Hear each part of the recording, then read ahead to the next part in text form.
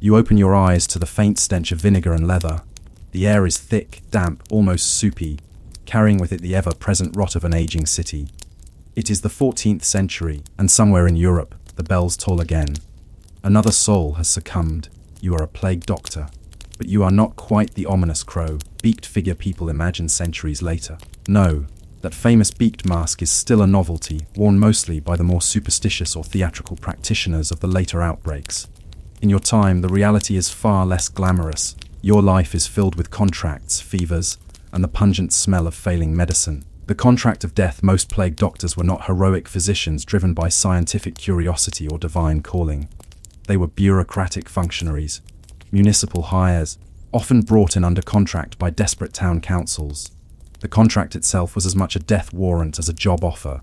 In cities like Florence, Venice, or Marseille, local authorities would post notices seeking doctors willing to treat plague victims. The pay was good, comparatively speaking. A steady salary, room and board, sometimes even immunity from certain taxes. But there was a reason for that. No one else wanted the job. Imagine the terms. You were required to remain within city limits for the duration of the epidemic. You could not flee. You could not refuse to see patients. You were to inspect the sick, record the dead, and sometimes even perform autopsies, all while knowing that, statistically, your survival odds were thin. Many plague doctors weren't even trained physicians. Some were barbers, apothecaries, or failed medical students. Others were simply men in need of income. The cities didn't mind much. Competence mattered less than presence. As long as someone wore the outfit and wrote the reports, civic duty was fulfilled. Your duties were not limited to tending the sick. You were also a registrar of despair.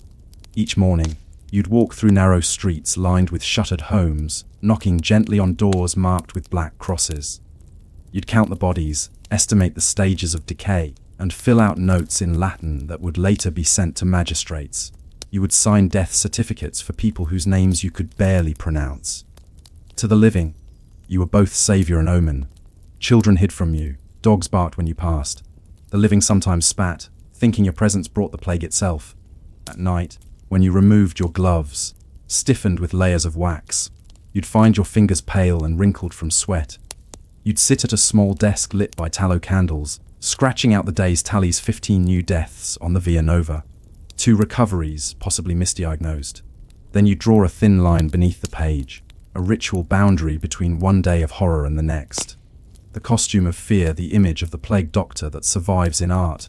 The long leather coat, the wide-brimmed hat, the glass-eyed mask with its absurd bird-like beak, did exist, though it was a later evolution, mostly during the 17th century outbreaks. The beak was not meant to frighten, it was meant to filter. The prevailing theory of disease, miasma theory, held that sickness came from bad air, corrupted vapors that drifted from swamps, corpses, or the breath of the infected. To survive, one had to avoid inhaling this poison. So you'd fill the beak with herbs, lavender, mint, cloves, camphor, even dried rose petals. Some doctors preferred vinegar, soaked sponges. Others used myrrh or straw soaked in aromatic oils. When you breathed through the mask, the air passed over this perfumed stuffing, cleansing it, or so you hoped. The long coat was made of waxed leather or heavy linen, coated in oils or animal fat to repel bodily fluids. You'd wear gloves, boots, and a broad-brimmed hat, all sealed tight, as though preparing to wade through a flood, which in a sense you were. The stick, often depicted in engravings, served many purposes. It allowed you to examine patients without touching them. You could lift blankets, point to lesions, or keep desperate relatives at bay. Sometimes, it was used to strike the sick who became delirious or violent. A grim reminder that compassion often took on cruel forms in times of plague. Inside your gear, the world became muffled. Your breath fogged the glass lenses. Sweat trickled down your back. The smell of herbs and your own fear mingled into something close to nausea. Every sound, the scrape of your boots, the moans from nearby houses, the distant church bells, felt distant and unreal. When you finally removed the outfit, your skin burned from the heat, and you'd often find yourself shaking, not from cold, but from exhaustion. Yet you would have to put it all back on again the next day, and the day after that. The theory of invisible poison. Modern medicine understands bacteria, infection, and contagion. You do not. Your world explains disease through a mixture of philosophy and theology. The human body is a balance of humors: blood, phlegm, yellow bile, and black bile.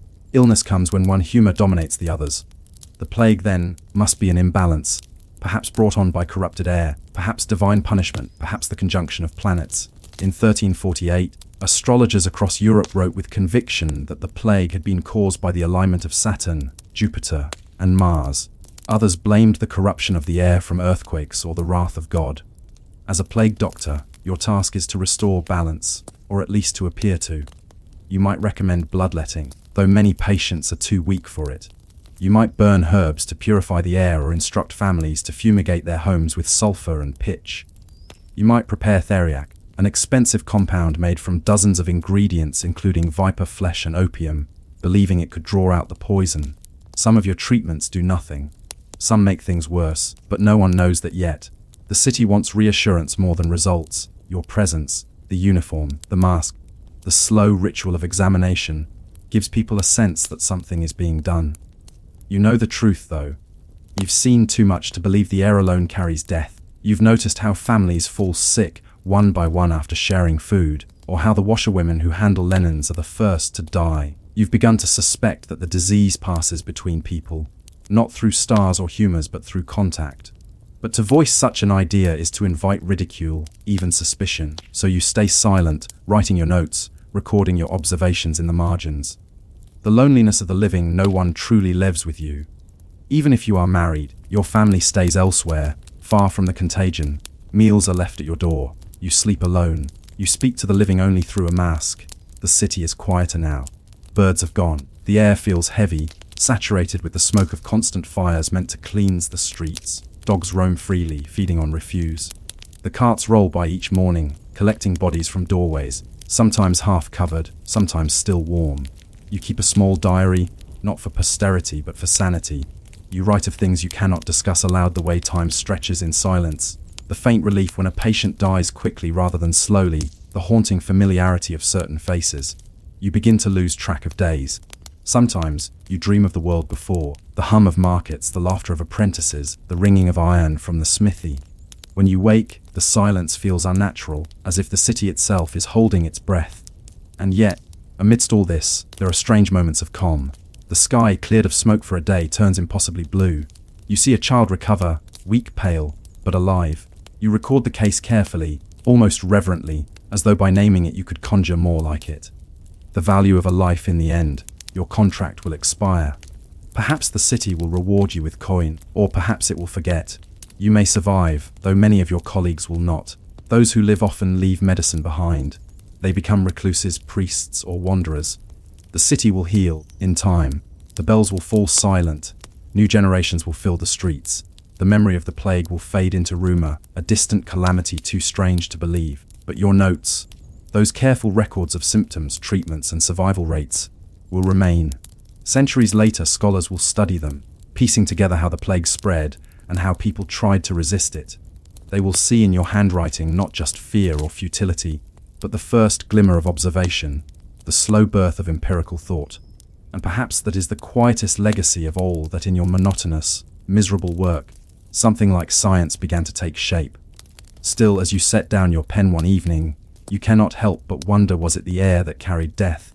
Or something smaller, something unseen, passing from one trembling hand to another? When morning comes, the city looks as though it has aged 100 years overnight. You rise before dawn, because the dead do not wait for sunlight. The streets are wet, not from rain, but from the nightly washings. City laborers, masked with rags soaked in vinegar, pour buckets of lye water over cobblestones in a futile attempt to purify the ground. The stench of it clings to everything: the walls, your gloves, even your breath. You prepare yourself in silence. The ritual is slow and deliberate: coat, gloves, boots, mask. You check the herbs inside the beak: mint, sage, and rosemary, freshly replaced.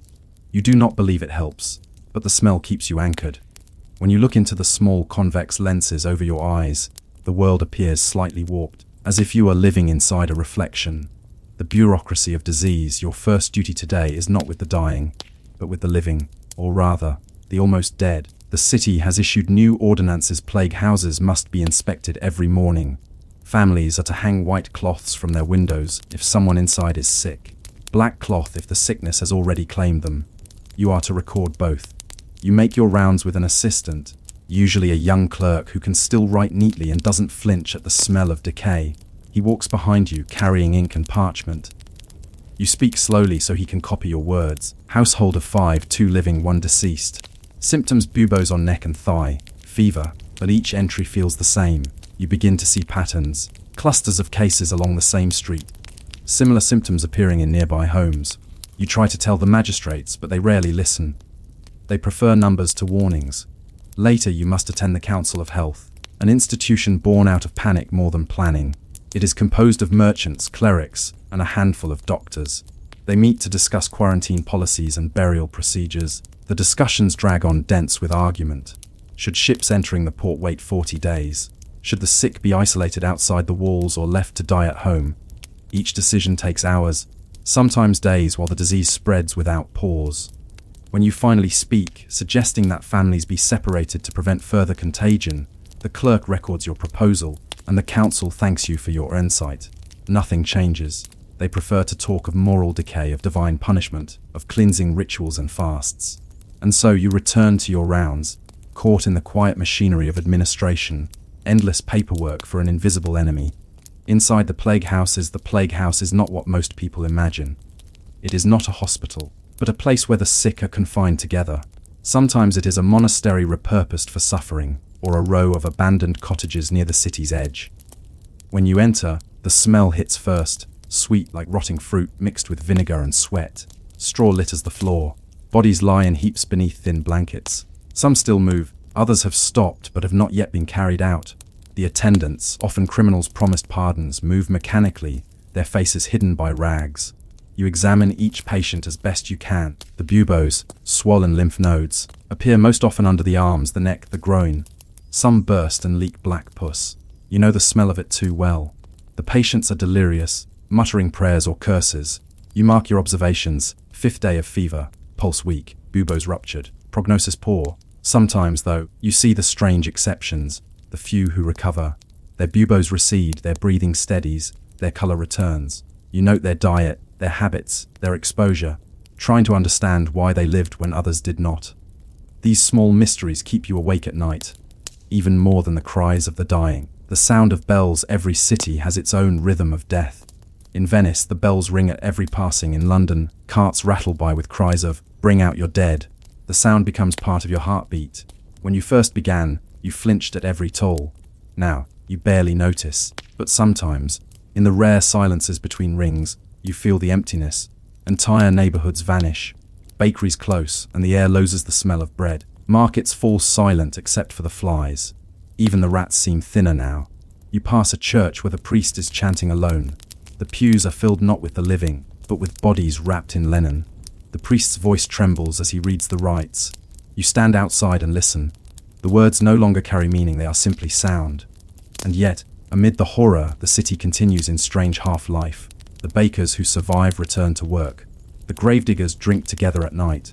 The scribes argue over the proper Latin for plague sore. Life, stubborn and banal, persists. The limits of knowledge. You spend your evenings reading, though most of what you read brings little comfort. Galen, Avicenna, Hippocrates, ancient authorities whose wisdom feels both sacred and useless. Their texts offer explanations that no longer fit the world you see. You begin to experiment quietly. You observe how the disease spreads faster in crowded streets, slower in open air. You notice that those who handle linens fall ill before those who bury bodies.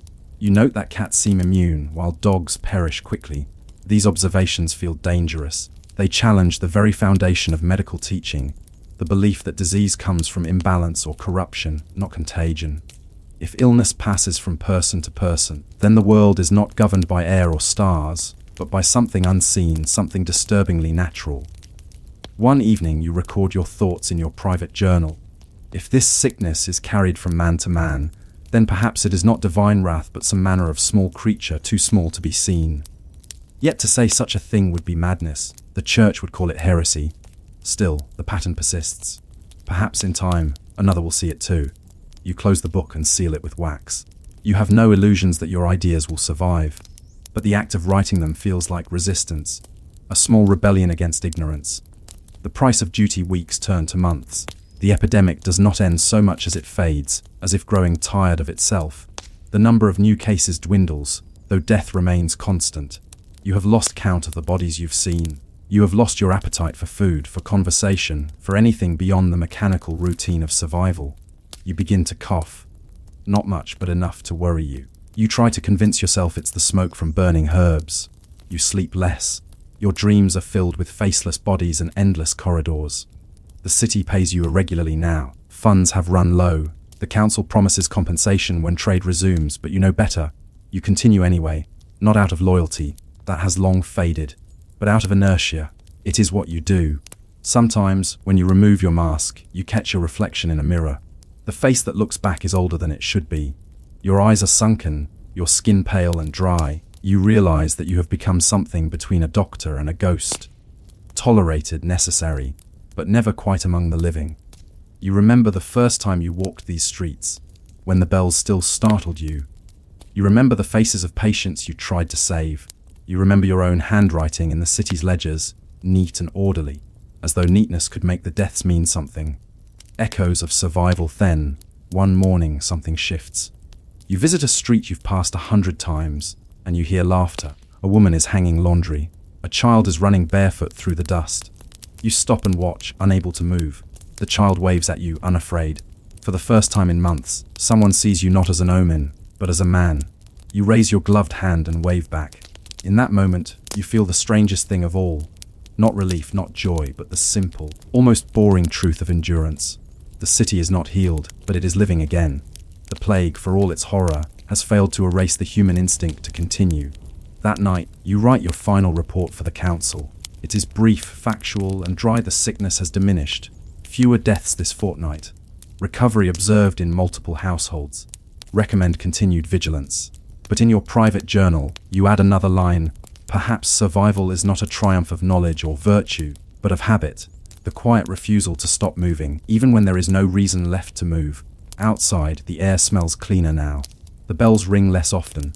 But as you close your eyes, a question lingers, one that will echo through centuries of medicine to come.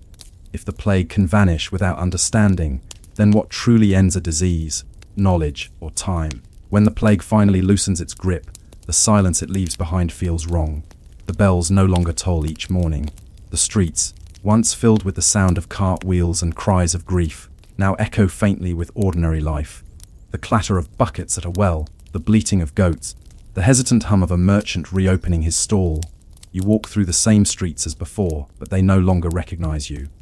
People avert their eyes, as though ashamed to remember what you have seen. The city is healing, but it is also forgetting.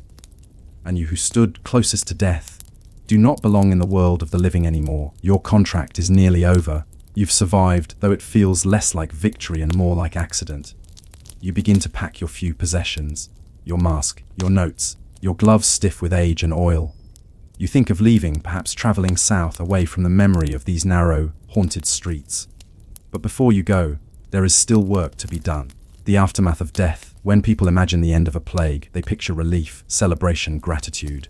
The truth is quieter, messier, and far more bureaucratic. The first task is the accounting of the dead. City officials demand numbers. How many per district, per week, per household? You return to your ledgers, flipping through pages of names and symptoms, trying to piece together meaning from the monotony. Some names are crossed out twice, others smudged beyond recognition. You remember faces vaguely, like shadows glimpsed through smoke. The burial grounds outside the city are full. In some places, bodies lie beneath barely an inch of soil. The gravediggers, once too few, are now idle, sitting beside open pits waiting for orders that never come. The air around the mass graves still smells faintly of lime.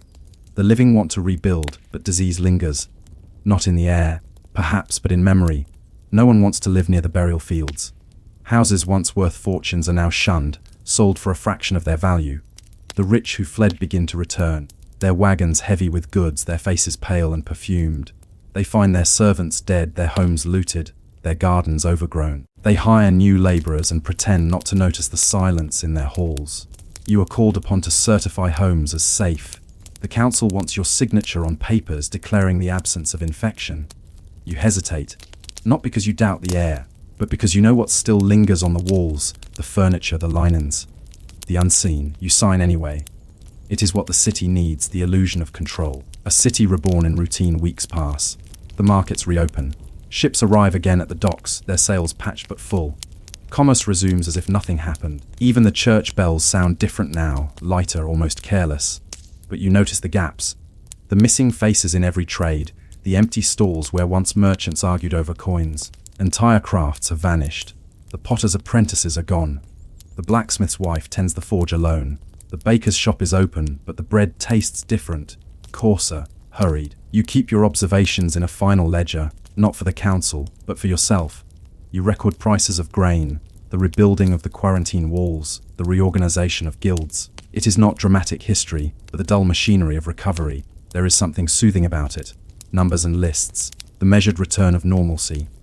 Humanity's quiet defiance, expressed not in grand gestures but in routine. Still, beneath the surface, fear lingers. People avoid shaking hands. They burn their old clothes. They whisper that the plague might return, that the miasma still drifts unseen over the marshes. The healers sell new charms and potions, claiming they will ward off the next wave. You no longer wear your beaked mask, but you keep it nearby, out of habit perhaps, or superstition, the archive of forgetting. When the city's leaders ask for your final report, you deliver it neatly bound. It is precise, unembellished, and painfully dull. Exactly what they want. You describe the symptoms, the spread, the measures taken, and the eventual decline. You omit your private suspicions about contagion. You know they would only dismiss them. The council thanks you and promises payment upon the restoration of civic revenues. You nod. You've heard it before. But you have kept another record. Your personal journal. In its margins are your unspoken questions, notes on how infection seemed to follow contact, how cats survived while dogs did not, how fumigation seemed to fail, and how even the cleanest homes fell sick again after touching contaminated fabrics. You write one last entry. The plague retreats not when it is defeated, but when it has taken all it can. The city will forget. But somewhere this knowledge must remain. One day another physician may ask not what the heavens ordained, but what the body endured. You seal the book in a wooden chest and entrust it to a small monastery outside the walls. The monks promise to keep it safe. You suspect they will copy parts of it into Latin, simplifying, misinterpreting, but perhaps preserving enough. You do not expect your words to last centuries, but some of them will. The return of silence, you leave the city by foot, traveling along roads overgrown with weeds. The countryside looks untouched, though you know better. Villages stand half empty, fields go unplowed. Children play beside abandoned carts, their laughter echoing in the wind. At night, you sleep beneath the open sky, your old leather coat pulled tight against the cold. The stars seem indifferent. You think about the theories you've been taught, the humors, the celestial influences, and you realize how small they are compared to what you've seen. You pass through a town where the plague never reached. The tavern is full. The locals speak of the pestilence as if it were a faraway rumor. When they learn you are a doctor, they ask foolish questions. Is it true that sinners were spared? Did the Pope's prayers cure the sick? Did the fires in the cities drive out the poison? You answer politely, though your patience wears thin. You realize that the world prefers stories it can understand to truths it cannot face. And so, myths will take root where your records end. You travel on. The slow birth of knowledge years later in another city. Another outbreak begins. Smaller, quieter, but familiar. You are older now, slower, more cautious. You offer your help, but the local physicians reject you. They have their own methods, their own faith in air and stars. You watch as the same mistakes repeat: crowded wards, shared linens, prayers for divine mercy. You take notes, but no one reads them. You wonder if humanity will ever truly learn.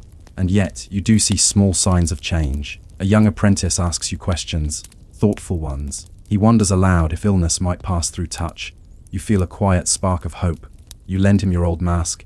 He studies it not as a relic, but as a curiosity.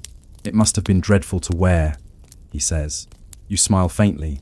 It was, you tell him, but worse to take off. You realize then that the beak, the robe, the stick, all of it, was less protection from the plague than from despair. A uniform against hopelessness.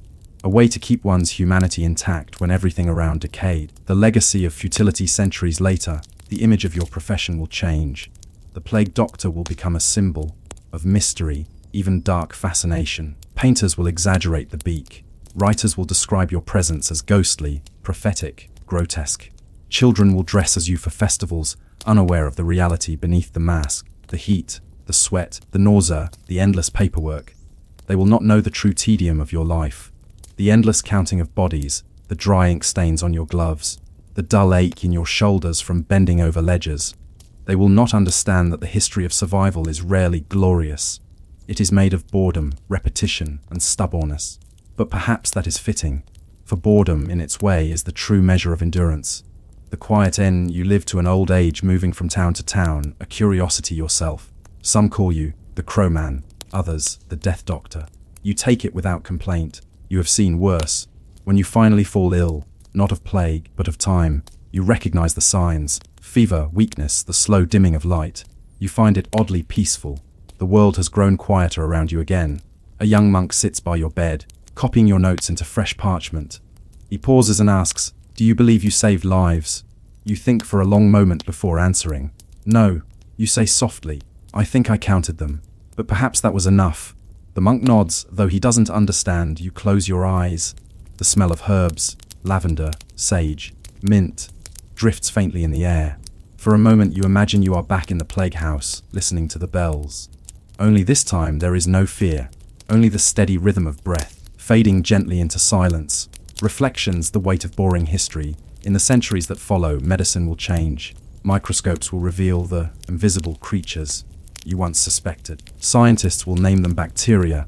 They will identify Yersinia pestis as the culprit behind the plague. They will discover that it travels not by miasma or divine wrath, but by fleas and rats, by contact, by life itself. And your ledgers, your dull reports, your cautious notes, they will matter. They will show patterns that no one saw before. They will help scholars trace how the disease moved, how it ebbed and flowed, how human behavior shaped its course. No one will remember your name, but they will remember your role. The figure in the long coat, the bird-beaked mask, the silent witness to catastrophe. They will call you eerie, fascinating, grotesque. Few will think of the boredom, the routine, the endless lists. But that was the essence of your life, a slow, methodical struggle against chaos. And in that struggle, even without understanding, humanity inched closer to knowledge. Because sometimes history doesn't advance through brilliance, but through persistence, through the unremarkable patience of those who endured without ever knowing why. The city you once served stands still, centuries later. Tourists wander its narrow streets, unaware that beneath their feet lie the bones of those you tended. The air smells of bread again. The bells ring for weddings, not funerals. And somewhere, in a dusty archive, a clerk's copy of your notes survives. Cramped handwriting on yellowed parchment, recording deaths, fevers, symptoms. Dry, repetitive, lifeless, exactly as you intended. The morning begins before dawn, when the air is still cool and the stars linger faintly over the hills outside Rome. You wake to the sound of wooden wheels creaking and mules snorting in the dark. The foreman's voice echoes down the line of tents, a coarse bark in Latin that cuts through the sleep of men who have long forgotten what day it is. You are an Aquarius, a laborer in the service of Rome's water. No one writes poems about your kind. You are not a soldier, not a senator, not even a builder of temples. You are part of a machine, one that moves dirt, stone, and sweat to bring clean water to cities that never sleep. The Romans will remember their emperors, their wars, their marble forums. But they will drink every day because of you. And you, like the water you guide, will flow unseen beneath history. The empire of thirst by the time you begin your work. The Roman world has already built wonders beyond imagining. Walls that stretch across Britain, roads that pierce mountains, amphitheaters that roar with life. But the true miracle, the quiet one, is the water. Rome drinks like no city before it. The average Roman uses over 250 gallons of water a day, for baths, fountains, latrines, gardens, even ornamental fish ponds. Senators demand private cisterns. Public baths, open to all citizens, flow endlessly. The city's fountains never stop running, even in drought. And behind this endless flow stands an invisible army of engineers, slaves, and contractors. Men like you, who make sure that the water keeps coming. There are already 11 aqueducts feeding the city, stretching for hundreds of miles across valleys and hills. They carry water from springs high in the Apennines, winding through tunnels, bridges, and channels before reaching Rome's hills. Each day, new sections are planned, repaired, extended. You've been assigned to the Aqua Claudia, one of the largest and most ambitious. It spans over 45 miles from source to city, and for much of its journey, it runs underground, through tunnels carved by hand. That's where you work in the dark, damp arteries of empire. The tools of tedium, your world smells of wet limestone, sweat, and oil. The tools you use are primitive but effective. picks, chisels, hammers, wedges, wooden buckets, and pulleys. The work begins with surveying. Engineers wearing clean tunics and holding bronze instruments arrive first. They measure gradients using a chorobates, a long wooden frame fitted with water troughs. If the water inside sits perfectly level, the instrument is true. You watch them mark the earth with stakes and cords. Their Latin is quick, filled with numbers and geometry you don't understand. When they finish, they hand the plan to your foreman, and you begin the real work, digging. The aqueduct tunnel must maintain a precise, gentle slope, just enough for the water to flow, but not so much that it rushes and breaks the stone lining. The engineers demand accuracy within inches across miles of rock. It's your job to make that happen. You dig by torchlight, 2 men to a shaft, one swinging the pick, the other hauling away the rubble in baskets. The sound is rhythmic, metal on stone, breath, a grunt, another swing. Hours blur. The air grows heavy. The torches sputter. Dust coats your throat until it burns. You wipe your face and leave streaks of grey across your skin. Every so often, a crack of fresh air means you've reached another vertical shaft. Narrow tunnels connecting the surface to your underground line. They bring down light, tools, and sometimes food. But mostly, they carry orders from above. The hierarchy of the underside, there is a clear order here, even among dirt and darkness. At the top are the curators aquarum, officials appointed by the emperor himself. They oversee the empire's water supply, scholars, politicians and engineers rolled into one. They visit occasionally, inspecting your work with detached curiosity, as though observing ants. Beneath them are the architecti, the skilled engineers who design the aqueduct's route and structure. They speak in terms of arches, gradients and flow rates. They carry scrolls, not tools. Then come the villaci, the foremen who manage the crews. They shout, threaten and count wages. They are not cruel, just efficient. And finally, there's you, and the others like you. Your crew is a mix of men, free laborers, slaves, and soldiers conscripted during peacetime. You eat together, sweat together, and sleep in the same dust. Rank means little in the tunnels. Down here, everyone coughs the same way. Some of the slaves were once captured soldiers, others debtors or criminals. Their chains are gone, but not their status. They dig the hardest sections, the ones through flint and basalt. When accidents happen, and they often do, their names are not recorded. You, as a paid worker, fare only slightly better. Your pay is modest, your rations predictable: bread, olives, dried fish, and occasionally a splash of wine. Enough to survive, not enough to change your fate. The monotony of progress for weeks, sometimes months. You work on the same stretch of tunnel, perhaps only a few dozen meters long. Each morning, the sound of picks resumes. The tunnel grows inch by inch, a triumph of boredom over geology. You measure your days not in hours, but in cartloads of stone removed. There is no glory here. No crowd will cheer when the water flows. No inscription will bear your name. When the work is done, the tunnel will be sealed, the light extinguished, and your labor will disappear beneath the ground forever. But still, there are moments. When your pick finally breaks through to meet the next crew's tunnel, the two teams cheer in the dark. The alignment matches perfectly. The slope continuous, the walls smooth. You pass a wineskin around, laugh, and slap each other's backs. Then, without ceremony, you return to work. The arches and the air, not all aqueducts lie underground. Some cross open valleys on great arches, towering structures of stone and concrete that seem to defy nature. When you are reassigned to one such section, the change is both exhilarating and terrifying. You climb wooden scaffolds that creak with every gust of wind. The arches stretch 80 feet high, carrying a narrow channel atop them. You spend your days hauling stones, mixing lime mortar, and balancing on beams that sway beneath your weight. Below, the valley glitters with small farms. From above, the world looks peaceful, deceptively so. One misstep, one loose rope, and a man falls silently, landing somewhere unseen. The foreman glances down, mutters a curse, and orders the others to keep working. By nightfall, the gap in the crew is already filled. Still, there is beauty here. The arches curve against the sky, rhythmic as waves. You can almost feel the future in them, a world that will outlast you, built from the patience of countless invisible hands. You find yourself wondering what the water will look like when it flows clear, steady, pure. You've been surrounded by dust so long that the idea of cleanliness feels like myth. Water as civilization in Rome. Water is more than necessity, it is identity. Every aqueduct is a statement of power that Rome can command nature itself, bend rivers, carve mountains, and deliver abundance to its people. To the emperors, water is politics. Augustus builds aqueducts to earn love. Clodius repairs them to prove competence. Frontinus, the great water commissioner, writes treatises on their purity and engineering. Each ruler leaves behind arches, fountains, and inscriptions proclaiming their generosity. But for you it's simpler. Water means wages, work, a routine that fills the days and keeps hunger at bay. Sometimes you imagine the citizens who will one day bathe in the water you're channeling. Wealthy matrons lounging in marble baths, children splashing in fountains, slaves washing their masters' clothes. You feel a strange pride, not in the empire, but in the idea that your effort will make their world clean. And yet, the thought is fleeting.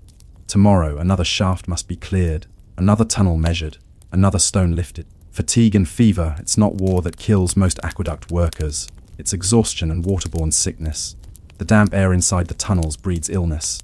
Men cough constantly. Some develop fevers that never break. Others collapse mid-shift, their bodies too weak to continue. The overseers treat illness pragmatically, a day's rest, maybe two. If you recover, you return. If not, you are carried out and replaced. You've lost friends this way, men who simply vanished, their names crossed from the roster.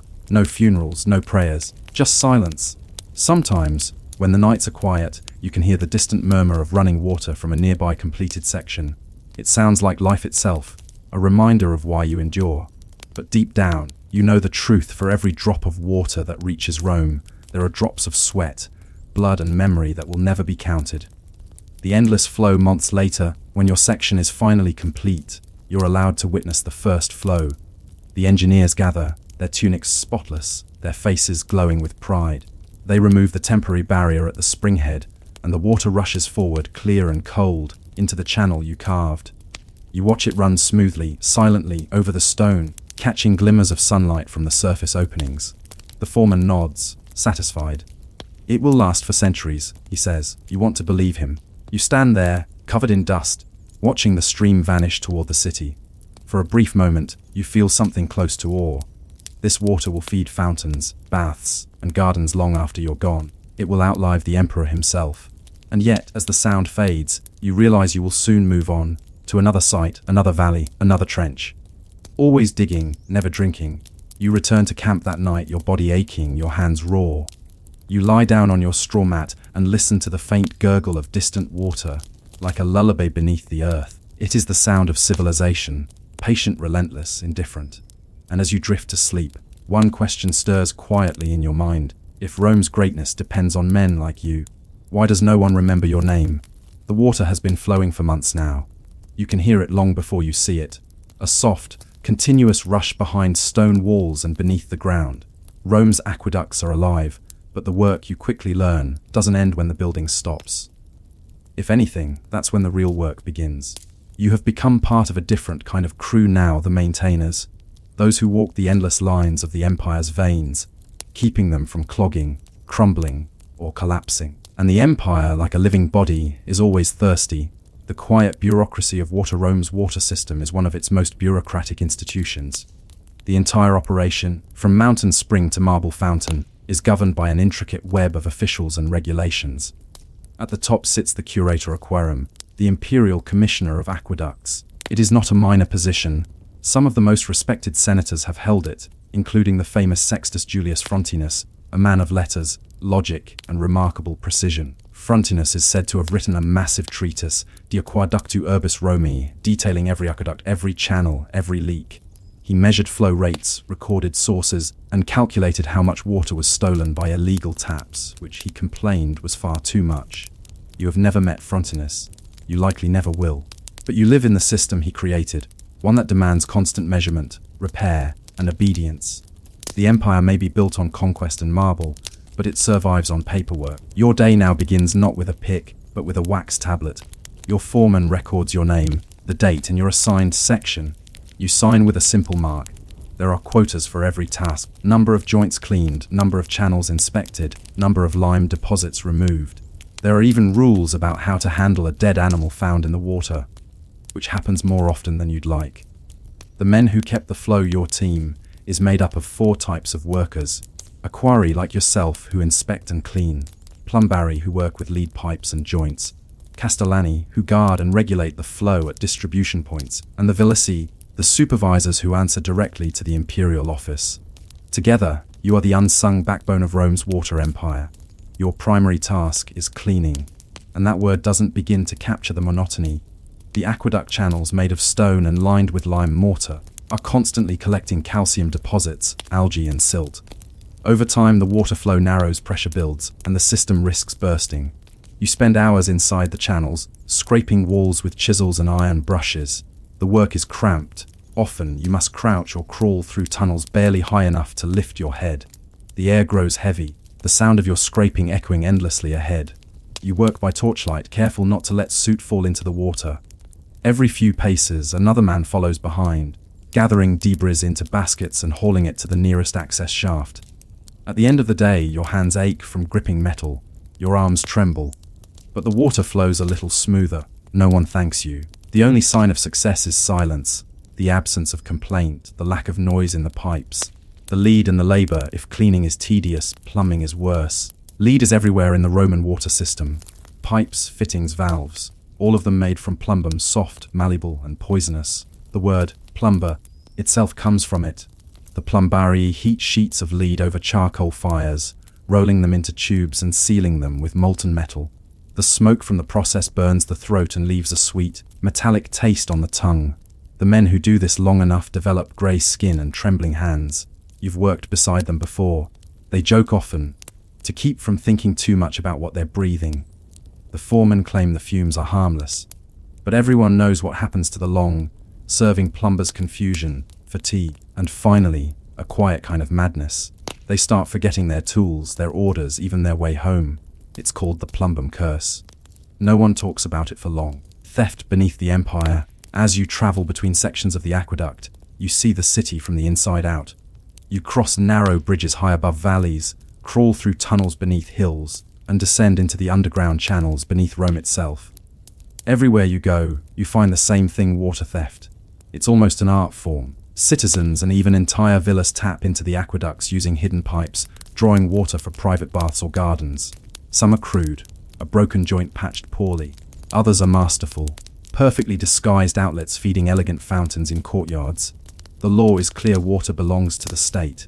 Unauthorized use is theft against the emperor himself, and yet, enforcement is a game of futility.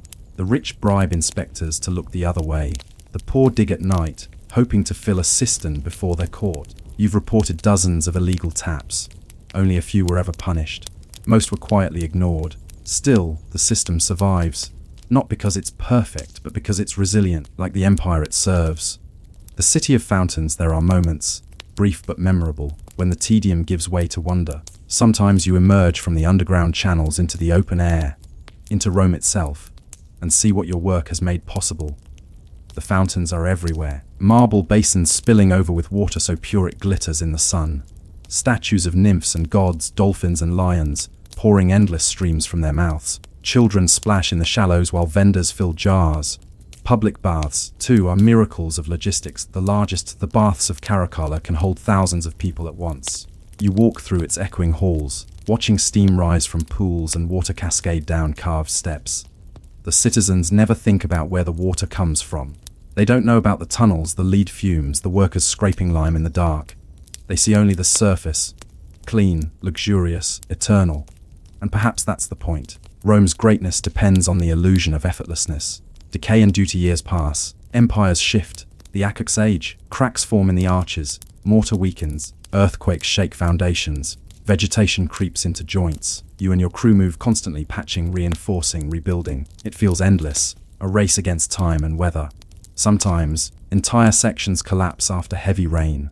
The earth gives way beneath the channels, and the water floods the countryside. Villagers complain, fields drown, and repairs begin anew. The empire is not blind to decay. The Office of Waters grows larger every decade. More inspectors, more records, more orders. The bureaucracy swells like a river after a storm. Yet, somehow, the actual work never gets easier.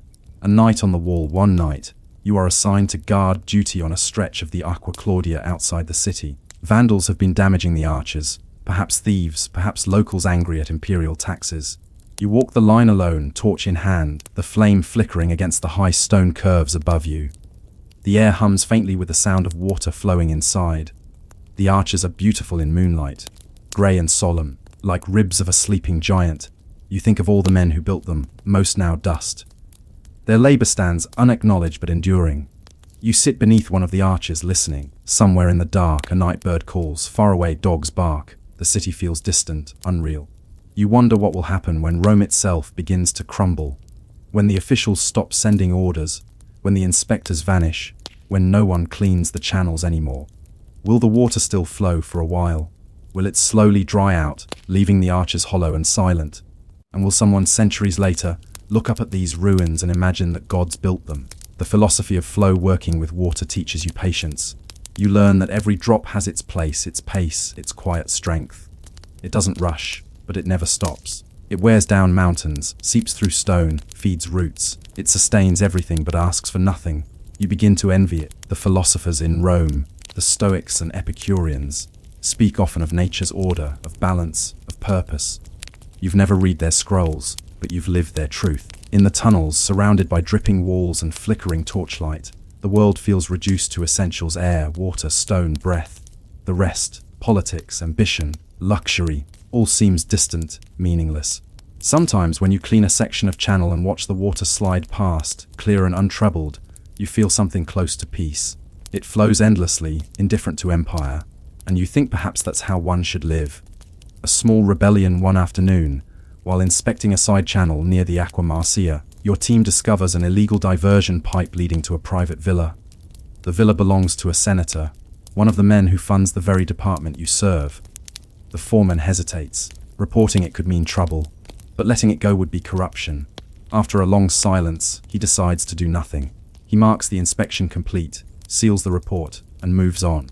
You feel something twist in your chest.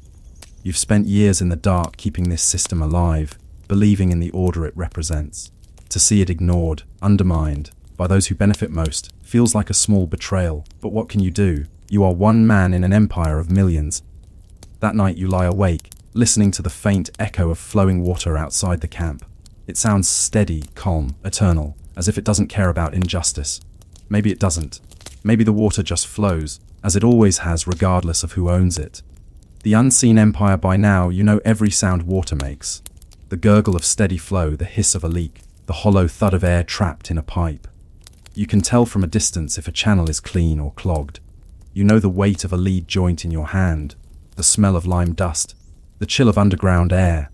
You know that when the citizens of Rome sleep, the aqueducts never do.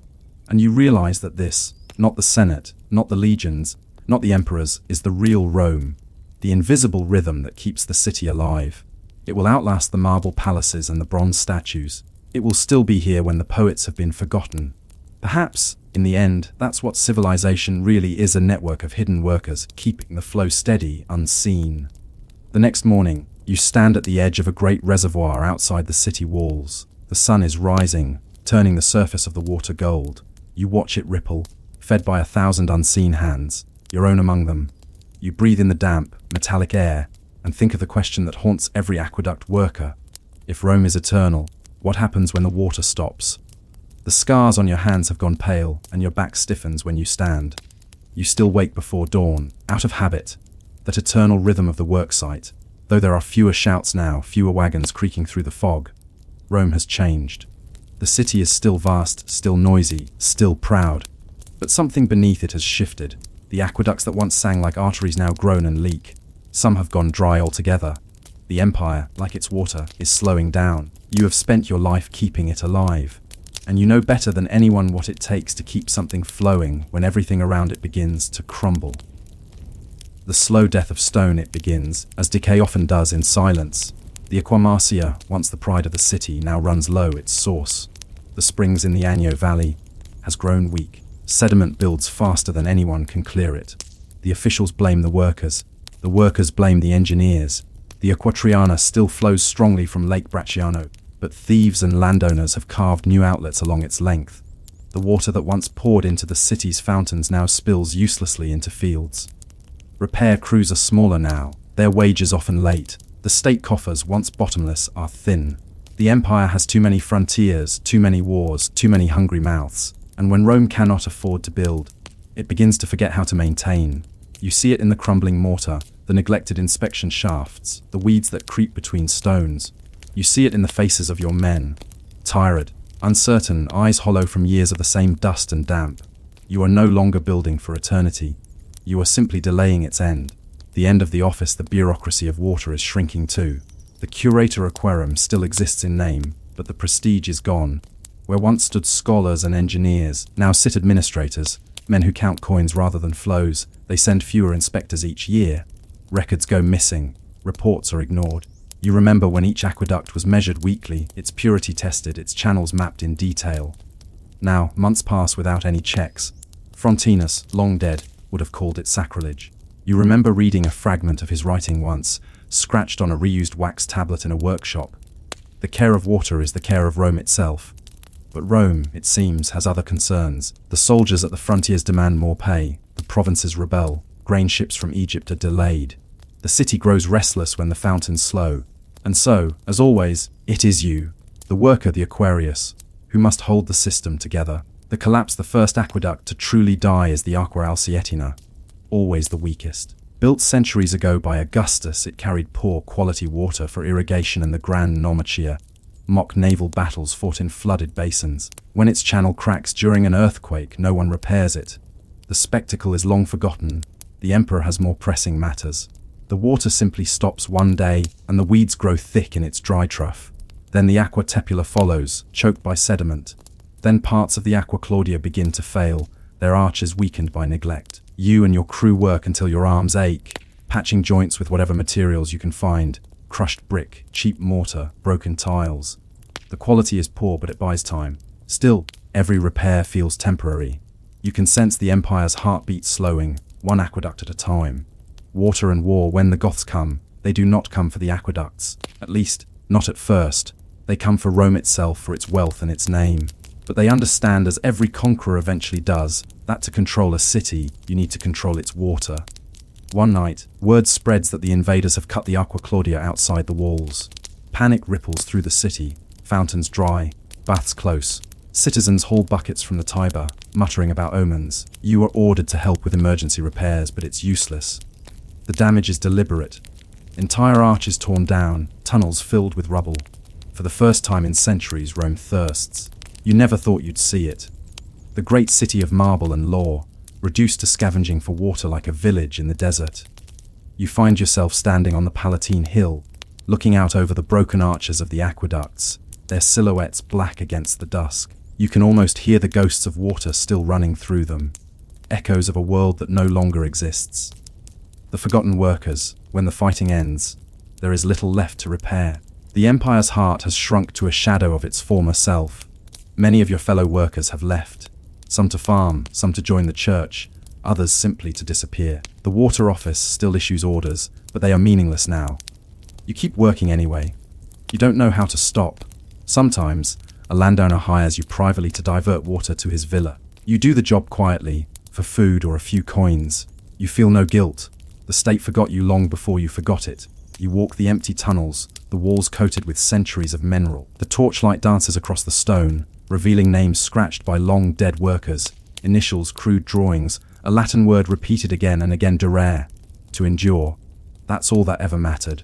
The ruins years later, when your hair has turned white, you return to the countryside where your first aqueduct still stands.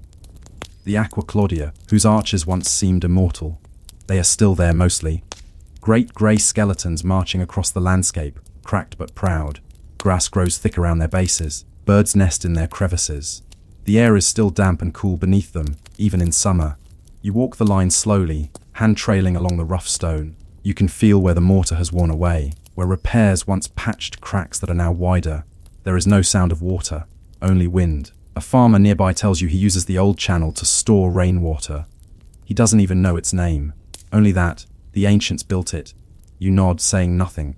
To him, it's a curiosity. To you, it's a life. Legacy of the flow in time. Others will rediscover what you and your fellow workers built. Centuries from now, travelers will stand beneath these same arches and marvel at their size. They will speak of Roman genius, of imperial ambition, of engineering unmatched in the ancient world. They will not speak of you, the man who swung the pick, scraped the lime, mixed the mortar. They will not know about the dust in your lungs or the colossus on your palms. But that is how history works. It remembers the water, not the hands that guided it. And perhaps that's all right. When you close your eyes, you can still feel the rhythm of the work. The scrape of chisel, the rush of water, the hum of life beneath the stone. You can still smell the wet earth and hear the murmur of your comrades in the dark. You built something that lasted beyond memory. That's more than most men can say. The eternal flow as the sun sets, you sit beneath a half-broken arch, the sky turning orange and purple above you. You think about how everything in Rome, every bath, every meal, every sip of wine, once depended on this invisible system of tunnels and bridges. The empire thought itself eternal because its water never stopped. But even eternity, it turns out, needs maintenance. You smile at the thought. Somewhere deep underground, a trickle might still be running, winding through stone, following a path you once cleared. A stubborn remnant of the system, defying silence. You imagine the sound, faint, steady, alive. It comforts you. Centuries later, time folds like parchment. The aqueducts become ruins. Shepherds graze flocks beneath their arches. Painters sketch them in the golden light of morning. Tourists marvel at their endurance. The channels are dry, but the design remains. The slope, the alignment, the balance, all still perfect. Historians will puzzle over how such precision was achieved without modern tools. They will speak of Roman science, Roman will, Roman brilliance. None will imagine the simple truth, that it was done through patience, through repetition, through thousands of nameless men who simply refused to stop digging. The sleep of stone you rest now, though the world around you keeps moving.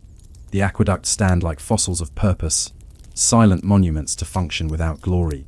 Grass grows through cracks once filled with mortar.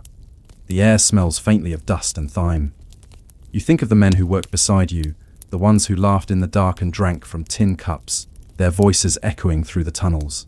You think of the water, the one constant companion of your life, and wonder if it, too, remembers. In a way, it does. Every river that flows today carries some memory of the Roman hand. Every modern pipe and pump is its descendant. Civilization still runs on water, just as it did then. The tools have changed. The principle has not.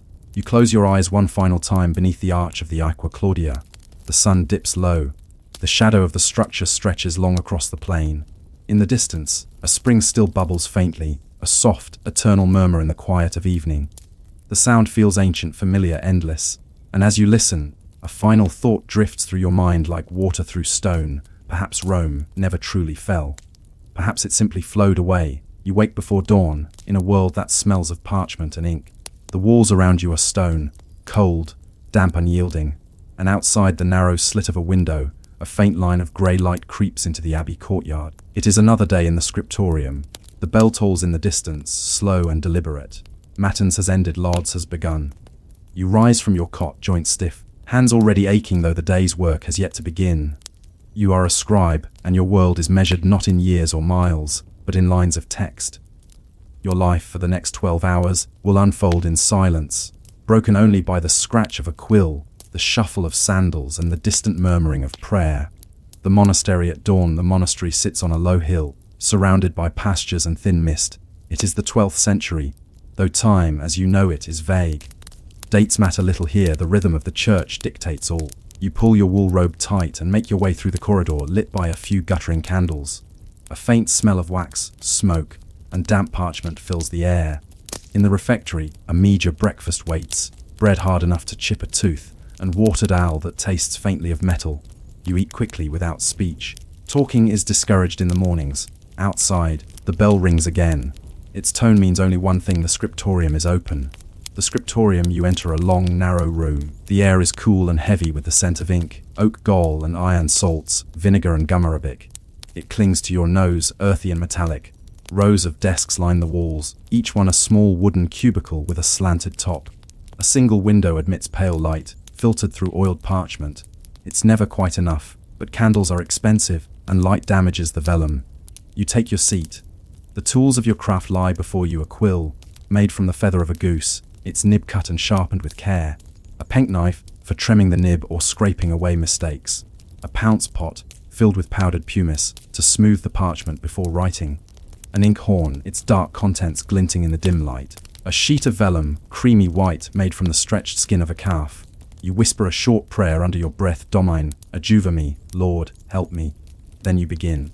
The labour of letters, the first line is always the hardest.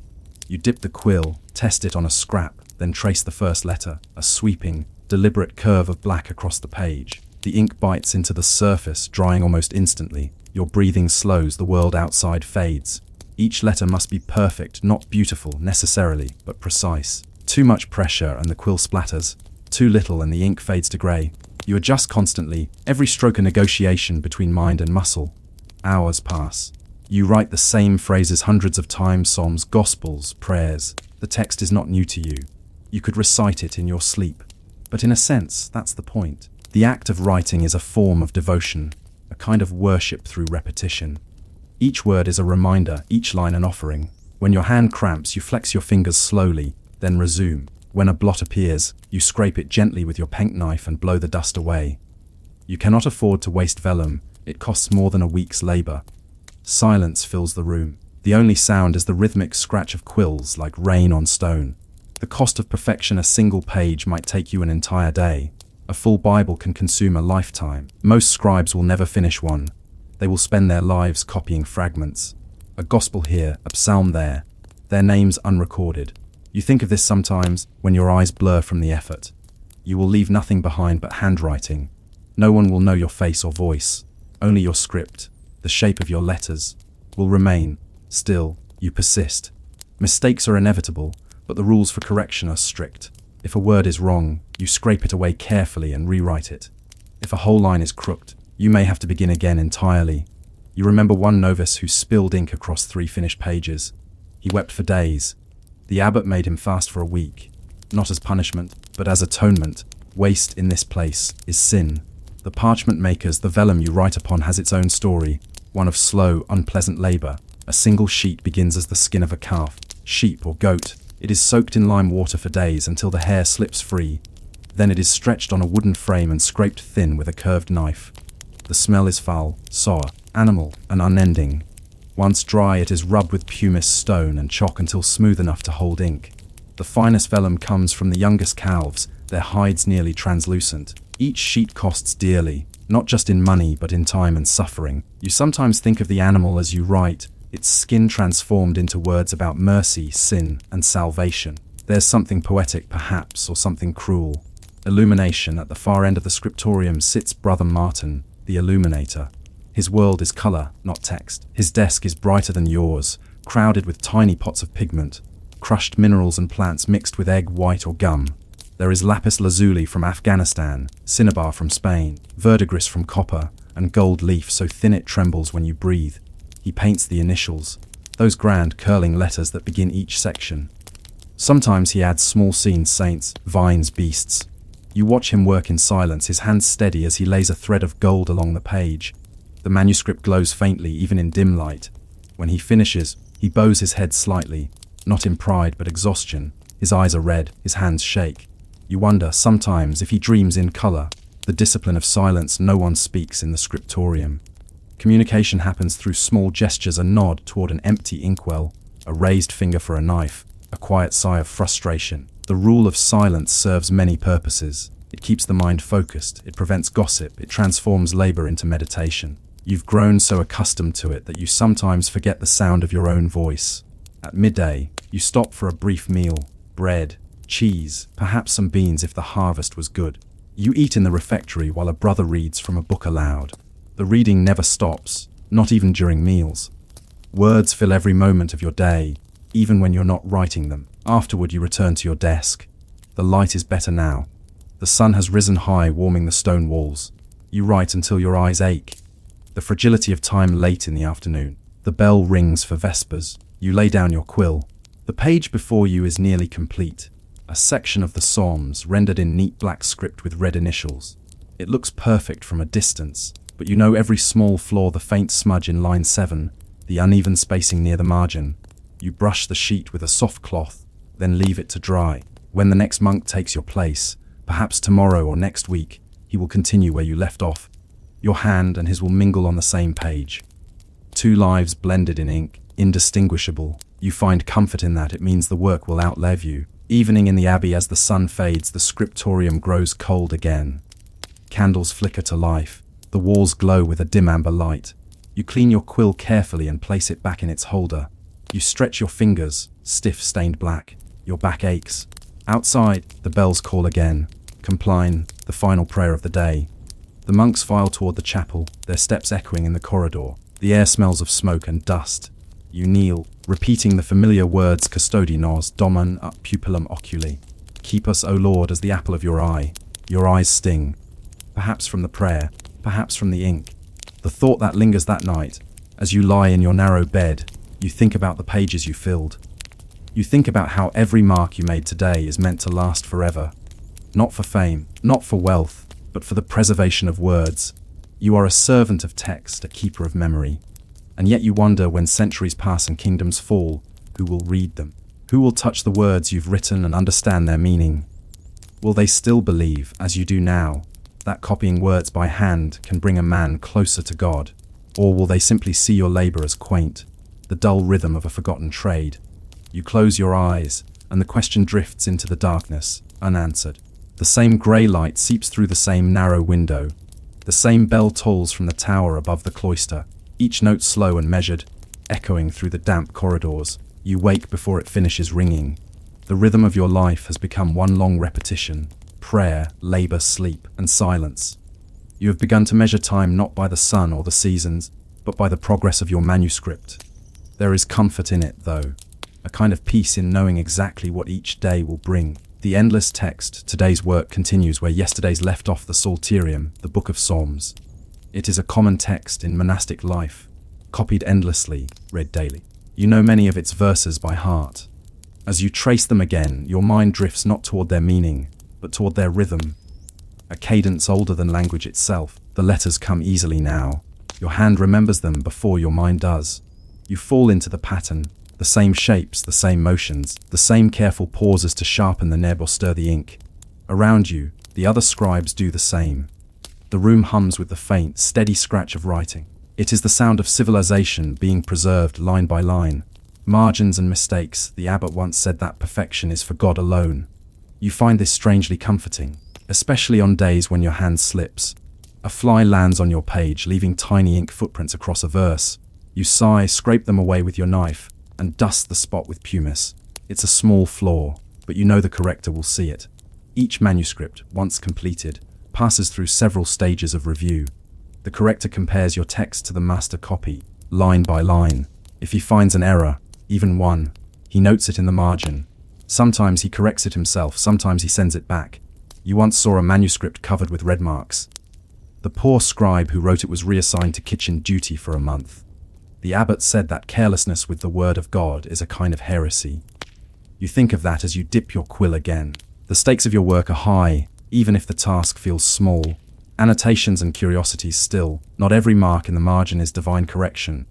Sometimes, when no one is watching, you add your own small notes, tiny reminders to yourself, or quiet jokes that only another scribe might understand. A crooked line becomes a lazy serpent. A smudge near a psalm of sorrow earns the note musca peccati, the fly of sin. In one corner of an older book, you once found a message written by a long dead monk: "My hand is weary, my eyes are dim. Pray for the poor scribe who wrote this." You whispered a prayer for him when you found it. You still do, sometimes, when your own hand grows heavy. It is comforting to think that the centuries speak to each other, not in grand declarations, but in the tired handwriting of men who all shared the same ache. The inks of the world, your ink today is darker than usual. Brother Hugo, the monastery's ink maker, brewed a new batch last week. He works in a small workshop near the garden, where the air smells of vinegar and sap.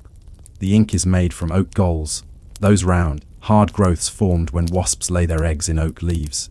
The galls are crushed, soaked in wine or water, mixed with iron salts, and thickened with gum arabic. The result is a deep black fluid that darkens as it dries, almost metallic in its sheen. Different monasteries have their own recipes, guarded like relics.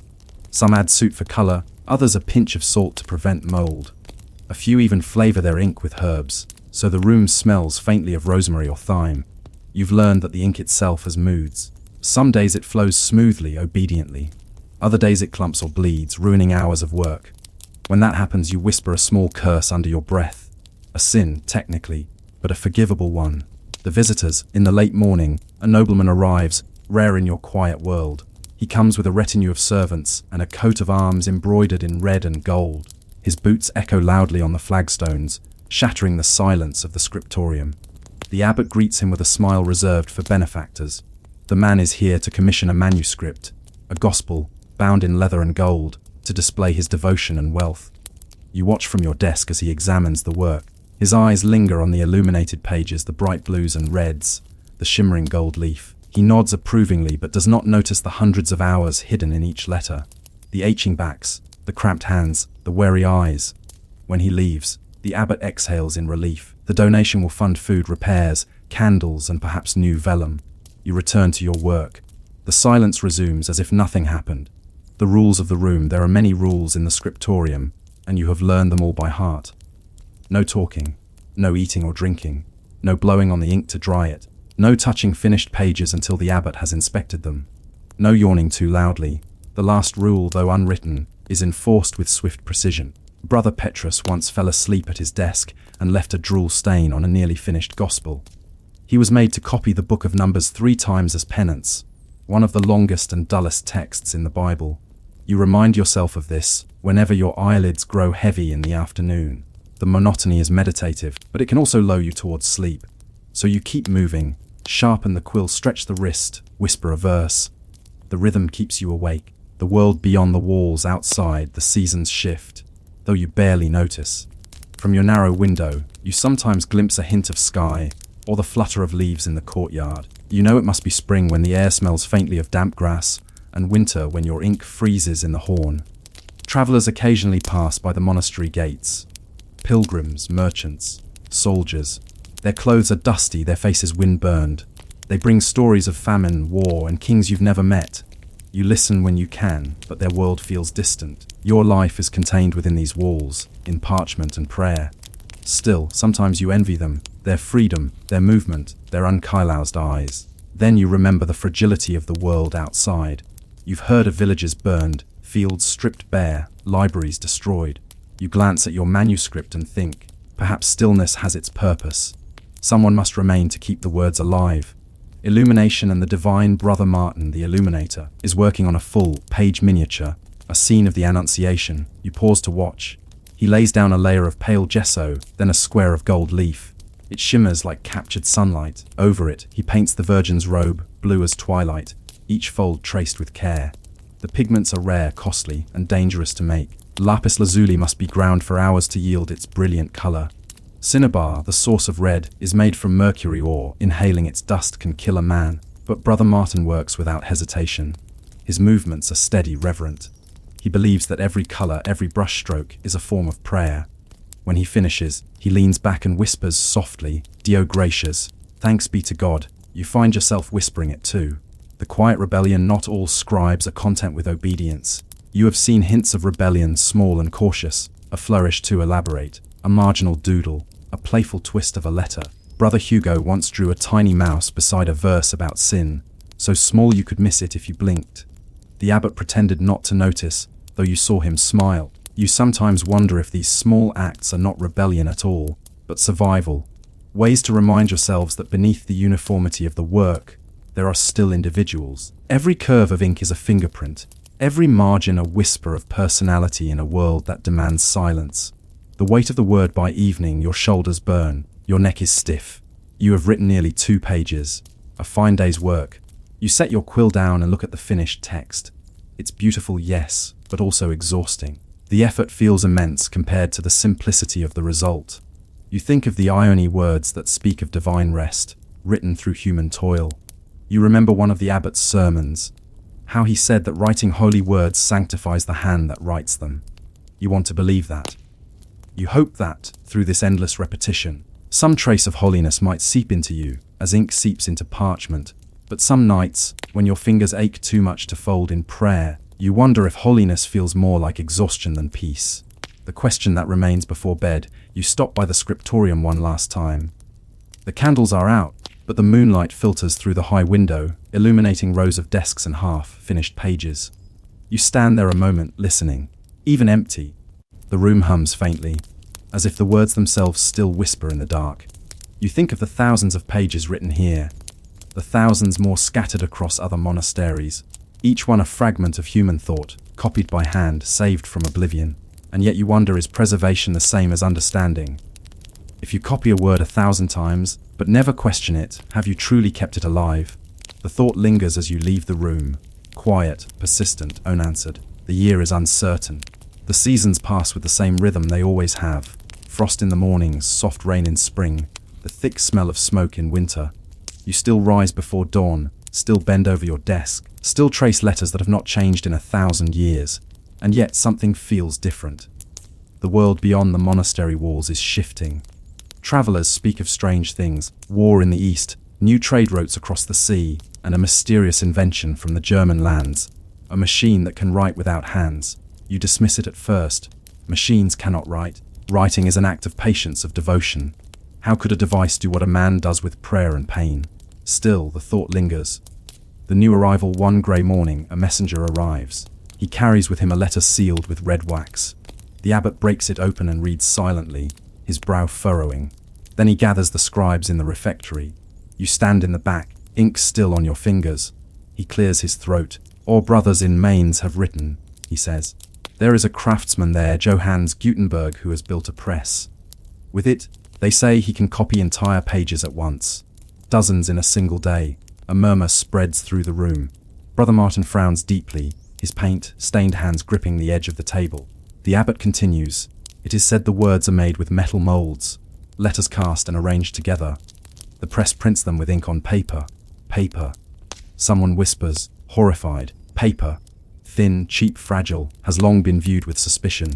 Vellum lasts for centuries, paper might not survive a decade." The abbot folds the letter. "For now," he says softly. "'Tis only rumour, we continue as before." But even he sounds uncertain. The routine persists. The next morning, you return to your desk. The familiar scent of parchment and oak gall ink fills the room. You dip your quill and begin again. "Beatus ver quae non habet in concilio impiorum." Blessed is the man who does not walk in the counsel of the wicked. The verse feels heavier than usual. The letters blur as you write them. You look around the scriptorium. At Brother Hugo, carefully scraping a sheet of vellum smooth.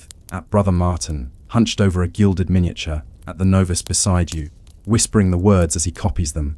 You wonder if in 100 years anyone will do this work anymore. The silence feels different now, less peaceful, more fragile. The weight of the past as weeks pass. The rumors grow louder. A passing pilgrim describes seeing the new books himself. Pages printed so perfectly even that they look unnatural. "Like soldiers' information," he says. Every letter the same. You try to imagine it words made not by hand, but by press and plate. Letters without imperfection, pages without error. It should sound divine, perfect, eternal. Instead, it sounds cold. You think of the uneven lines that give your manuscripts their warmth, the faint quiver in a stroke that betrays the presence of a living hand. The press, you suspect, will erase all trace of the human. But progress doesn't wait for prayer. The decline over the next few years, change creeps quietly through the abbey. First, fewer nobles commission manuscripts. Then, merchants stop ordering psalters for their private chapels. A scribe from a neighboring monastery visits one day looking for work. His own scriptorium has closed. You share what food you can, but the truth is clear: your trade, once sacred, is vanishing. The abbot tries to remain calm. "The word of God will always need hands to guide it," he says. But you can see the doubt in his eyes. Brother Martin leaves soon after, called to a cathedral in another city. He believes his illuminations will still be wanted there. But part of you suspects he knows the truth. Gold leaf cannot compete with ink that never fades. The scriptorium grows emptier. Fewer desks are filled each morning. Dust gathers where once there was ink. You keep writing. It is all you know. Paper and progress. One afternoon, a merchant arrives carrying a bundle of strange, thin sheets. Paper. He lays them on the abbot's desk with pride. "From Venice," he says. "Cheaper than any vellum you'll find." The abbot hesitates, then nods. "We'll try it." The paper feels wrong beneath your fingers. Soft, flimsy, almost translucent. The quill scratches too deeply and the ink bleeds into the fibers. You adjust your hand slower, lighter, but it still feels alien. The finished page dries unevenly. When you lift it to the light, you can see the faint watermark of its maker. A small cross enclosed in a circle. You trace it gently. Even the paper now carries another man's mark. It occurs to you that soon, even the letters themselves will be made by strangers, cast in metal instead of shaped by flesh. For the first time, you feel old. A book arrives. It happens in spring. A cart arrives at the monastery gates, carrying crates bound with rope. The abbot himself oversees the opening. Inside lies something you've never seen before: a printed Bible. It smells of oil and metal rather than parchment and ink. The pages are crisp and uniform. The letters, black, flawless, machine-like, march across the paper in perfect rows. You lift one gently, afraid it might crumble. It's beautiful in its way, but also unsettling. The letters lack the faint irregularities that tell you a man's hand made them. There are no mistakes, no smudges, no signs of fatigue. It feels less like scripture and more like shadow, a reflection of something real, but hollow. The abbot watches your expression. Perhaps, he says quietly, "This is the future." You nod, but your chest feels heavy. The fading of the queel, the months that follow are quiet. Too quiet. The scriptorium no longer hums with the scratch of quills. Brother Hugo dies that winter, and no one replaces him. The ink pot's dry, the air grows still. You continue to copy, though there are no commissions now. You work for the sake of the words themselves. Each page feels like a farewell. You write slower these days. Your eyes blur more easily, but you finish a psalter before the year's end, perhaps your last. When you show it to the abbot, he smiles sadly. "Few will write like this again," he says. "But they will read, perhaps more than ever before." Maybe that is enough. You're not sure he's right, but you want to believe him. A new kind of silence years later. You walk through the scriptorium one last time. Dust lies thick on the desks. A few broken quills rest where they were left. The windows are cracked. The light feels foreign. You sit at your old desk and run your fingers along the grooves worn into the wood. Beneath the dust, you find your own carving. A small inscription you made decades ago, hidden from the abbot's eyes, verbum manet. The word remains. You smile faintly. Perhaps it does not matter who writes it, so long as someone reads it. You take one of the printed books from a shelf and open it. The pages turn easily, the words clear and even. It lacks the soul of the hand, yes, but the message is the same. The psalms still sing, the gospels still speak. Maybe progress isn't a thief, you think. Maybe it's simply another scribe, faster than the rest. The last illumination before you leave. You open your final manuscript, the one you finished years ago. The pages are stiff now, the ink faded slightly, but the gold leaf still gleams faintly in the dim light.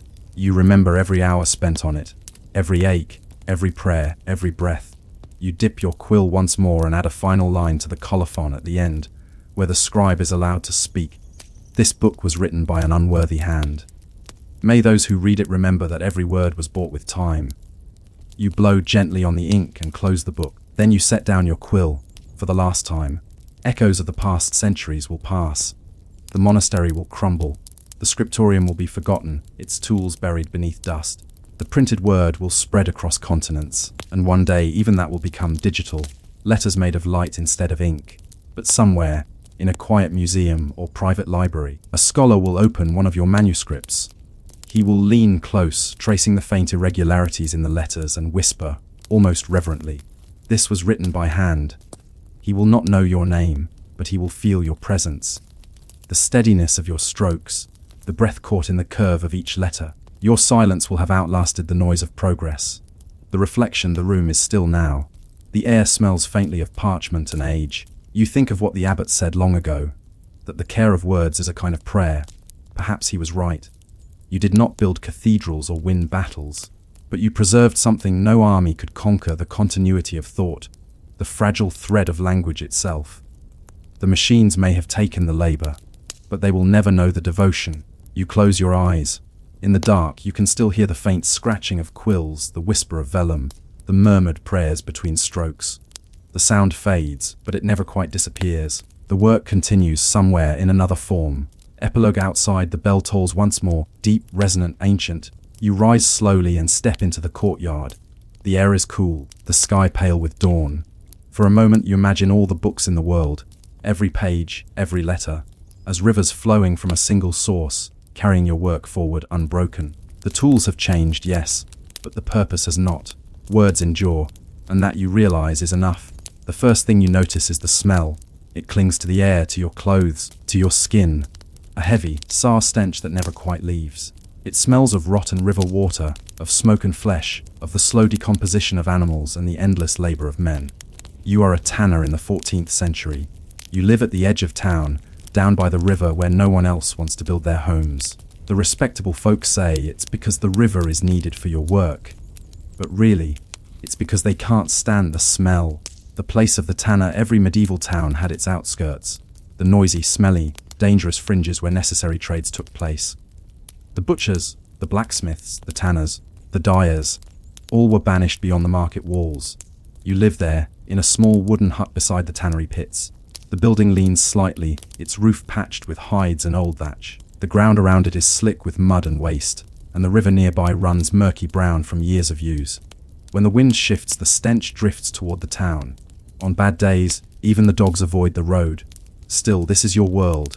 You wake with the dawn, step into the cold, and start the same tasks you've done every day of your life. The tanner's work is slow, filthy, and essential. Without you, there would be no leather for shoes, no belts, no saddles, no book bindings. Civilization depends on you, though few would admit it. The raw material, the hides, arrive early in the morning, still steaming from the slaughterhouse.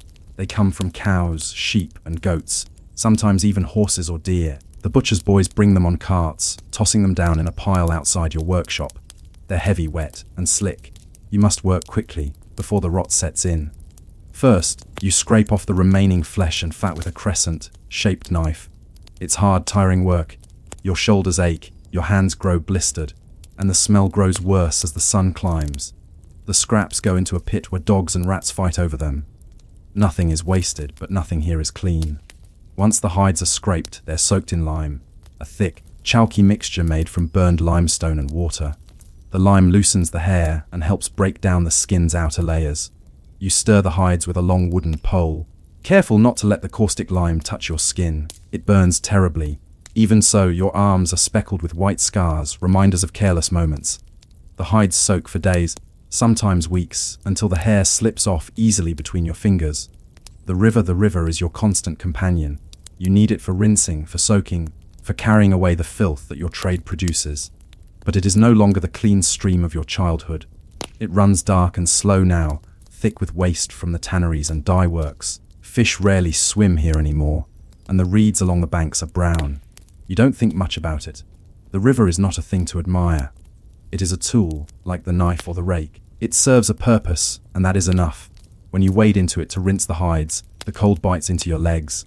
In winter, the water feels like knives. In summer, it stinks of rot and scum. Still, you plunge the hides in, washing off lime and hair, slapping them against the rocks until they feel smooth and clean. Sometimes children from the town gather at the bridge to watch. They hold their noses and laugh. You ignore them, you have work to do. The dog dung pits. After washing comes the most infamous part of the process, the baiting. The hides are soaked in a mixture meant to soften them and remove the last traces of lime. The recipe varies from town to town, but one ingredient never changes: dog dung. The apprentices collect it from the streets in buckets, often paid a few pennies for each load. It's mixed with water and sometimes pigeon droppings to make a foul, bubbling slurry. The hides go into this mixture and must be worked by hand, kneaded, trodden, and turned for hours. You wear old boots for this, but the liquid seeps in anyway. The smell is indescribable. It seeps into your skin, your clothes, even your hair. No matter how often you wash, it never fades completely. Some say tanners can be recognized by scent alone, even from across the market square. It's not an exaggeration. The town's view: you are tolerated but not respected. Tanners are necessary, but unclean. The church often forbids tanners from living too close to others, or from marrying into certain families. You cannot hold public office, and some markets restrict where you may sell your wares. You are a man whose hands have touched too much death, whose clothes smell too much like the grave. Still, there is a kind of pride in your work. When you see a knight riding through town, his saddle gleaming with rich brown leather, you know that your labor made it possible. When a priest opens a fine leather-bound Bible, your work holds those holy words together. No one praises you, but they depend on you, and perhaps that is enough. Tools and technique inside your workshop. Tools hang neatly on the wall: knives, scrapers, hooks, and awls. You take care of them as best you can, though rust is always a problem. The damp air spares nothing. A wooden beam stretches across the ceiling, used for hanging hides to dry. The walls are stained dark with years of smoke and grease. You work mostly by instinct. There are no precise measurements, no formal training, only the slow inheritance of craft. You learned from your father, who learned from his. You know how a hide should feel beneath your hand when it's ready, how it should sound when it's beaten flat. The rhythm of your trade is the rhythm of centuries. Unchanged, unhurried. The tanning pits, the tanning itself is a long process. You soak the cleaned hides in vats filled with water and tannin, the bitter extract of oak bark. The bark is ground and soaked to release its chemical essence, which binds to the fibers of the hide, turning it into durable leather. The vats line the yard in uneven rows, each one at a different stage of the process. Some hides are fresh and pale, others are rich brown, darkened by weeks of soaking. The smell of tannin is sharp and earthy, almost pleasant compared to what comes before. When the wind blows just right, it almost masks the other odors. Each hide stays in the pits for several months, stirred and shifted from stronger to weaker solutions as time passes. You check them constantly, testing their flexibility, rubbing the edges between your fingers. Patience is your greatest tool. The apprentice, you have a young apprentice named Thom. He is about 12 years old. Small, quick, and curious, though he complains endlessly about the smell. He does the worst tasks, carrying buckets, turning hides, hauling bark. You remember being his age, hating every moment of it, yet knowing there was no other choice. One day, as you scrape a hide together, he asks, "Master, will the smell ever leave us?" You laugh softly. "No, lad, it never does." He grimaces, but you can see in his eyes that he's already resigned to it. The trade will shape him as it shaped you. His hands will grow thick and scarred, his lungs heavy with the fumes, his place in the town forever marked. He may dream of other lives, but he will stay. Few ever leave. Seasons and survival. Winter is the hardest season. The hides freeze if left outside, the lime stiffens in its vats. The river runs sluggish with ice, and your hands crack from the cold. You keep a small fire burning in the workshop, but the smoke stings your eyes and blackens the ceiling. Still, you work, because you must. The tanner's trade does not pause for the weather. In summer, the air grows thick with flies. The hides rot faster. The smell, already unbearable, becomes suffocating. You work shirtless, sweat mixing with filth, your skin tanned not by the sun but by the chemicals that eat at it daily. Some men die young, poisoned by lime, weakened by infection. You've seen it often enough not to think much about it. But every morning, you still rise. Because there are always more hides, more shoes to make, more straps to sell. The marketplace on Saturdays, you carry your finished leather to market. The other merchants eye you warily but know better than to insult you openly. Your wares are good. Thick, strong, evenly colored. A cobbler examines a sheet and nods approvingly. "Fine work," he says, "for a man who lives by the river." It's meant as a compliment, though it sounds like an insult. You take it with a small smile and a quiet pride. By evening, you've sold enough to buy bread, salt, and perhaps a little oil. You head home with aching legs, your clothes still reeking of your trade. As you pass through the narrow streets, women draw their skirts aside. Children point. You've grown used to it. The smell marks you as surely as a badge. You return to your hut, light your fire, and eat in silence. Outside, the river gurgles softly. You close your eyes and imagine the next batch of hides waiting for you at dawn. A thought at dusk sometimes. On still evenings, you wonder what your work means. You will never be remembered. The leather you make will wear out. The shoes will tear. The saddles will crack. Yet the world would collapse without them. You think of the knights, the merchants, the monks, all relying on leather that began in your filthy vats. Perhaps that is enough. Perhaps civilization itself is built not by kings, but by men who work in the stink and the silence. You stir the coals in your hearth and watch the smoke rise. The smell never leaves you. But maybe that too is a kind of permanence. A mark of your part in the great, slow machinery of life. The morning begins as always. Grey light, cold air, the faint splash of water against the vats. You rise before the sun. You no longer notice the smell that greets you. Your nose, dulled by years of exposure, has learned to accept it. But visitors, traders, priests, and messengers gag at the threshold. Thom, your apprentice, is already outside, carrying buckets of oak bark to the grinding pit. His arms are thin, his face smudged with lime. "Keep it steady," you tell him. "Don't spill the bark before the soak." He nods, tired but obedient. He's beginning to understand the rhythm of the trade, the slow cycle of filth, waiting, and patience that defines your days. You remember being his age and thinking this was all there was to life. Perhaps you were right. The cycle of work, there are no weeks or months for the tanner, only stages. The hides arrive, raw and heavy. They are scraped, limed, rinsed, baited, and tanned. Each pit in your yard represents a point in that long cycle from the pale. Slippery hides just delivered by the butchers to the deep, chestnut, colored leather hanging from the drying racks. You move among them like a caretaker of a strange garden. The tannin vats must be checked daily. If they stand too long, they grow sour. If they are too weak, the leather spoils. You dip a stick into the mixture and taste it on your tongue. Bitter, sharp, and dry. Too weak, you mutter, add more bark. Tom obeys, dumping another basketful of crushed oak into the nearest pit. The smell of wood and rot rises in the air.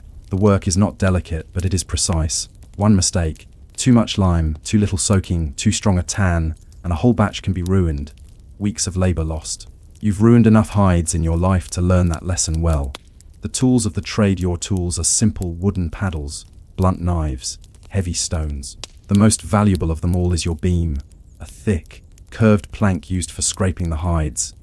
You've used it for 20 years, and the wood is worn smooth where your arms rest against it. Each scrape sends a wet sound through the air, followed by the thud of flesh hitting the ground. The apprentices carry the waste away in buckets. Your hands are tough and cracked, the skin thick as leather itself. The lime has eaten at your fingertips over the years, turning them pale and calloused. You feel little pain now. In a way, you've become what you make, hardened, shaped, tanned by time. The neighbors, you see them sometimes. The townspeople who live uphill, away from the river. They pass by quickly, handkerchiefs pressed to their noses. The wealthier merchants and their wives speak of the tanner's quarter with disgust, as though it were a disease. You hear rumors that the guilds in other cities have begun to push for stricter separation, that tanners must build even farther from the town walls. In Paris, they say, the tanners' yards stretch along the Seine for miles, filling the air with an unholy reek. In Florence, the Arno runs black with waste. You imagine those places, larger, busier, but no cleaner than your own. Men like you standing knee-deep in filth, shaping the hidden skin of civilization. They might despise you, but they wear your work on their very bodies, in belts, gloves, shoes, armor. They cannot escape you entirely. You find that strangely comforting. The Tanners Guild, in larger towns, tanners belong to guilds, associations that set prices, rules, and limits on who may work. But in your small corner of the world, the guild is more a rumor than a presence. Once a year, a representative visits from the nearest city to collect dues. He wears fine leather boots and carries himself like a man who has never waded through dung in his life. He inspects your vats briefly, nods, and records your name on a parchment list. Then he demands payment, a fee you can barely afford. Dom watches as you hand over the coins, your jaw clenched. What do we get for it? He asks afterward. You shrug.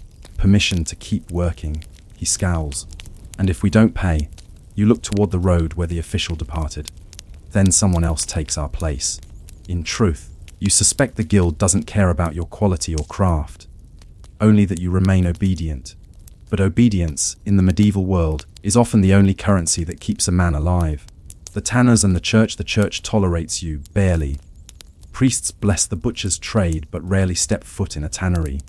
They say your work deals too closely with death and corruption. Some even whisper that a tanner's soul must be cleansed twice before entering heaven. Still, the Abbey Down River needs leather for its bookbindings and sandals, so they send monks occasionally to purchase your wares. One such monk, Brother Arad, visits every few months. He is polite, though he never shakes your hand. Your leather is strong, he says one afternoon, inspecting a piece of smooth brown hide. The abbot will be pleased. You nod, dipping your head respectfully. God bless your work, brother. He hesitates, perhaps unsure whether a blessing applies in a place like this. Finally, he says, may he keep your hands steady. You watch him leave, robes lifted above the mud, and wonder if steady hands matter when no one sees the work they do. The apprentice grows. Tom is nearly a man now, 16, tall and strong. His shoulders have broadened, his voice has deepened. The smell no longer makes him gag. He works beside you without complaint, scraping, stirring, lifting. You see in him the makings of a fine tanner, the patience, the quiet endurance, the willingness to suffer through endless repetition. But one evening, as you both sit beside the fire, he says quietly, I don't want to do this forever. You look up. There's a merchant in town, he continues. He says he needs an assistant. Someone who can keep accounts, tally goods. He offered me a chance. The words sting more than you expect. You've taught him everything you know, endured his mistakes, trusted him with your livelihood. And now, he wants to leave. You stare into the flames. A tanner's work is honest. You say, hard, yes, but honest. A merchant only moves what others have made. He looks down, maybe, but he doesn't stink. You can't argue with that. That night, you lie awake listening to the river outside. You wonder what you would have done if you'd ever had such a choice. The town fair, the summer fair arrives. A week of noise, trade, and rare excitement. You bring your best leather smooth calfskins, thick oxides, dyed pieces in rich reds and browns. The air of the marketplace is thick with roasted meat, spiced wine, and human chatter. For once, no one avoids you. The buyers come eagerly, saddlers, cobblers, glove makers. They haggle over price, test the grain, stretch the edges. Good leather, says one cobbler, rubbing his thumb across a sheet. You've done fine work this year. For a brief moment you feel proud, even content. You sell nearly everything by the fair's end. The coins in your pouch feel heavy. Thom grins as you walk home, the road lined with lanterns. But as you pass through the upper streets, the laughter fades. You see the fine houses, timbered, painted clean. The people here wear soft gloves, embroidered cloaks, shoes that shine, and all of it began in a pit of filth by the river. You wonder if any of them ever think about that. The price of respectability. Thom leaves in autumn. The merchant takes him on as an apprentice clerk. You don't stop him. He comes to say goodbye one morning. His clothes are clean, his hair combed. He smells of soap. I'll visit, he says, and I'll always tell people I learned to work from you. You nod. Work hard, you say simply. Don't forget where you came from. After he's gone, the workshop feels emptier. You hire another boy, but it isn't the same. He's younger, careless, and afraid of the smell. The hides pile up faster than you can process them. Your back aches. The winter winds cut through your hut.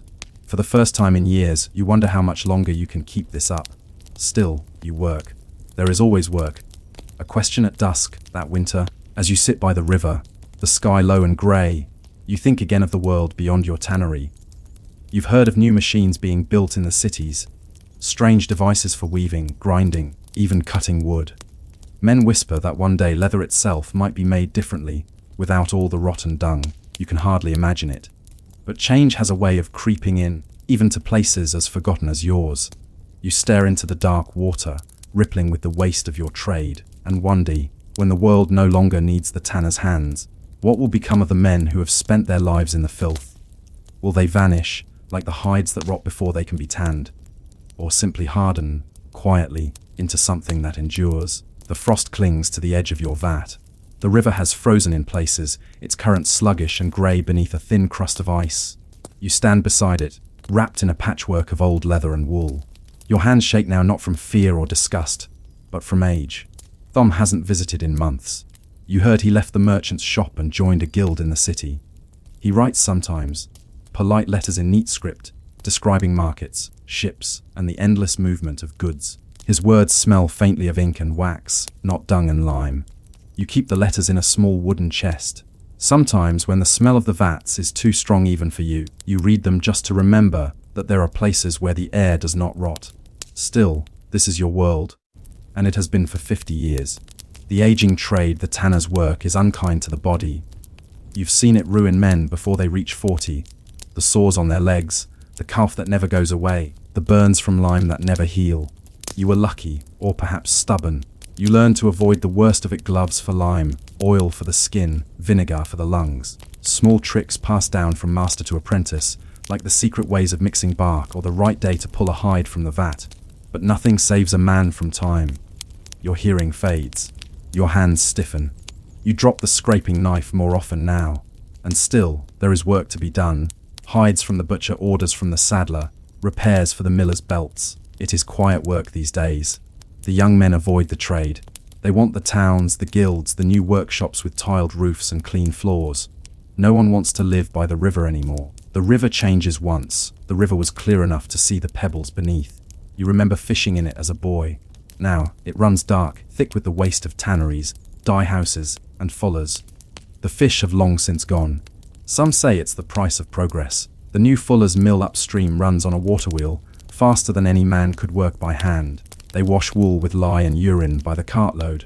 The smell that once marked your trade alone now fills the whole valley. For the first time, you almost feel relieved. You are no longer the only ones stinking. But with more industry comes more oversight. A royal decree, posted at the market square, warns that those who foul the river may be fined or worse. The reeve visits your yard one morning, holding the notice. You'll have to move the waste pits farther from the bank, he says, glancing around with a wrinkled nose. The council's orders. You nod, saying nothing. When he leaves, you look at your yard, the only place you've ever known, and wonder where a tanner could possibly go. Echoes of youth one afternoon, while scraping a half-tanned hide, you hear a familiar voice, "Master." You turn, squinting against the sunlight. Thom stands at the gate, older now, with a trimmed beard and a fine cloak. He smells of travel and clean parchment. "I was passing through," he says. "Thought I'd visit." You nod and gesture him inside. "Mind your boots. The mud's thick today." He laughs softly. "It always was." You talk for a while, of the city, of trade, of new methods. He tells you that in the workshops near the river sign, they use iron rollers now to press and smooth the hides. Some even speak of chemicals that can tan leather in days instead of months. You shake your head. "Days? That's no tanning. That's sorcery." He smiles. "Progress, they call it." You look around your yard, the cracked vats, the hanging hides, the patched roofs, and think of the word, progress. It sounds like something that happens elsewhere. The last order that spring, a messenger arrives from the abbey. The abbot himself has died, and the monks require new bindings for his great Bible, leather of the finest quality. It will be your last great job. You select the hides carefully, thick calfskin, pale and unblemished. For weeks, you tend to them as though they were living creatures. You stir the vats with slow precision, adjust the lime, test the tannin strength with your tongue. The work steadies you. You find comfort in the rhythm. Scrape, rinse, soak, stir. The same motions that once chained you now give you purpose.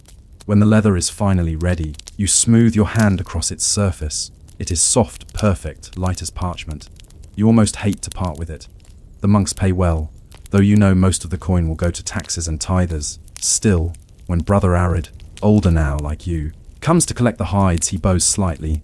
"Few men still work as you do," he says. "Your craft endures." You nod, unsure whether it's a blessing or an epitaph. The apprentice's return months pass. Thom returns again, this time with a young boy at his side, his son. The boy watches you with wide eyes as you show him the vats and beams. "This," you tell him, "is what your father once did, before he decided to count coins instead."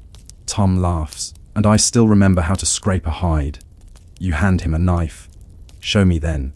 He hesitates, then bends over the beam and begins to scrape, awkwardly but with surprising care. The rhythm returns to his hands like an old song. For a moment you are no longer the old tanner and his lost apprentice, but two men bound by the same slow, steady craft. When he finishes, you clap him on the shoulder. "Not bad," you say. "You still remember the feel." He smiles. "Hard to forget." You walk him to the gate at dusk. "He's a good boy," you say of his son. "Let him learn something real, something that lasts." Thom nods, though you can see in his eyes that he won't. The boy will grow up far from this place, far from the smell of lime and bark, and maybe that's for the best. The fading of the craft years later, when you are too weak to lift a hide, a new sound comes to the valley, the clatter of carts, the hiss of steam. A tannery has opened near the city, run by a wealthy merchant using new methods. The old pits are replaced by large barrels turned by machinery. The hides tan faster, smoother, cheaper. Your own yard falls silent, the vats dry, the bark piles crumble. No one comes to buy your leather anymore. The cobblers and saddlers go to the new workshops. Even the monks buy from the city now. You could not compete even if you wanted to. So you sit by the river and watch it flow past, thick, brown, endless. The smell of rot has faded from your clothes, but it lingers in the air, as though the land itself remembers you. The final days, one morning, you wake before dawn and walk down to the vats. The frost has returned, riming the edges in white. You run your hand along the old beam, smooth, worn, familiar. The tools lie where you left them, silent. You think of all the hides that pass through your hands. Thousands, maybe more. You think of Thom, of his son, of the faces of apprentices long gone. And then you think of the leather itself, soft, warm, silent, wrapped around men's feet, their waists, their books. A tanner's touch scattered through the world, unseen. You smile faintly. Perhaps that's all the immortality a craftsman ever gets. When the sun rises, you sit by the river one last time, watching the light catch the surface. It glimmers for a moment, bright, clean, and golden, before the current dulls it again. You close your eyes and breathe in the smell that has been your companion all your life, bark, lime, and the faint, bitter scent of time. Reflection. the hidden skin of civilization centuries later. Historians will write about kings and battles, crusades and cathedrals. Few will mention the tanners who supplied the leather that bound their books, armored their soldiers, or shod their feet. But every fragment of parchment, every illuminated manuscript, every sword belt or saddle that survived the ages, it all passed, at some point, through the hands of a tanner. You might not remember his name, but his work remains, softened, stretched, and shaped into the very fabric of history. And so as you drift away beside your silent vats, the world carries your touch forward, unseen, unsung, but lasting. The tanner, like his leather, endures. It is early morning in the scriptorium. The sun has not yet risen, but the first light seeps through narrow windows, cutting thin lines across the long wooden tables. Dust drifts lazily in the cold air.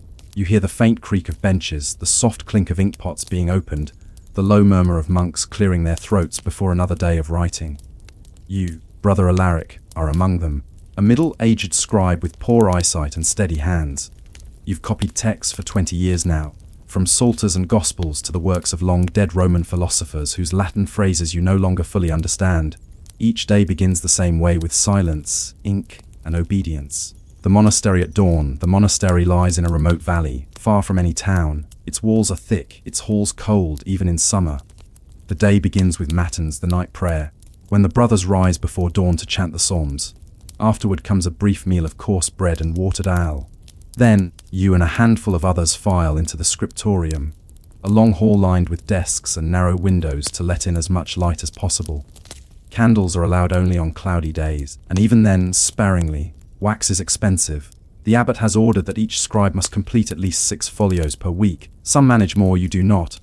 Your pace is slow, careful. You prefer to form each letter perfectly, to let the ink settle evenly along the parchment's surface.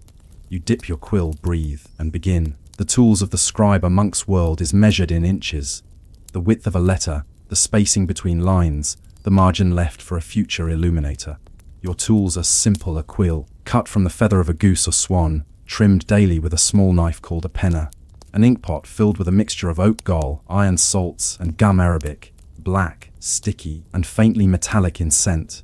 And the parchment smooth and pale, made from stretched and scraped animal skin. Each sheet takes days to prepare, and you've learned to feel its flaws. The faint scars, the thin patches that can tear if too much ink is pressed. Sometimes you think about the tanners who prepared these sheets. Men laboring in filth, so you can write prayers upon their work. You have never met one, but you feel an odd kinship through the craft. Before writing, you draw faint lines on the page using a lead stylus. Then you dip your quill and begin copying, one letter at a time. The first words of the day in Principio erat verbum. In the beginning was the word. You whisper them softly. You have written them countless times, yet they always feel like both a duty and a confession. The silence of work. No one speaks in the scriptorium unless necessary. Words are too precious to waste. The silence is not empty, though. It hums with small sounds: the scrape of quills, the turning of parchment, the soft sighs of men bent over their desks. You sometimes listen to these sounds and imagine they form a kind of music, the rhythm of creation, slow and steady. But mostly, you try not to think. You write for hours, copying letters that you no longer read, transcribing sentences without meaning. It is not your task to interpret, only to preserve. The abbot reminds you often, a scribe's virtue is obedience, not understanding. Still, the mind wanders. Sometimes you wonder what it would be like to write your own words, to let your thoughts, not those of the ancients, fill a page. But that is a dangerous thought, and you cross yourself quickly when it arises.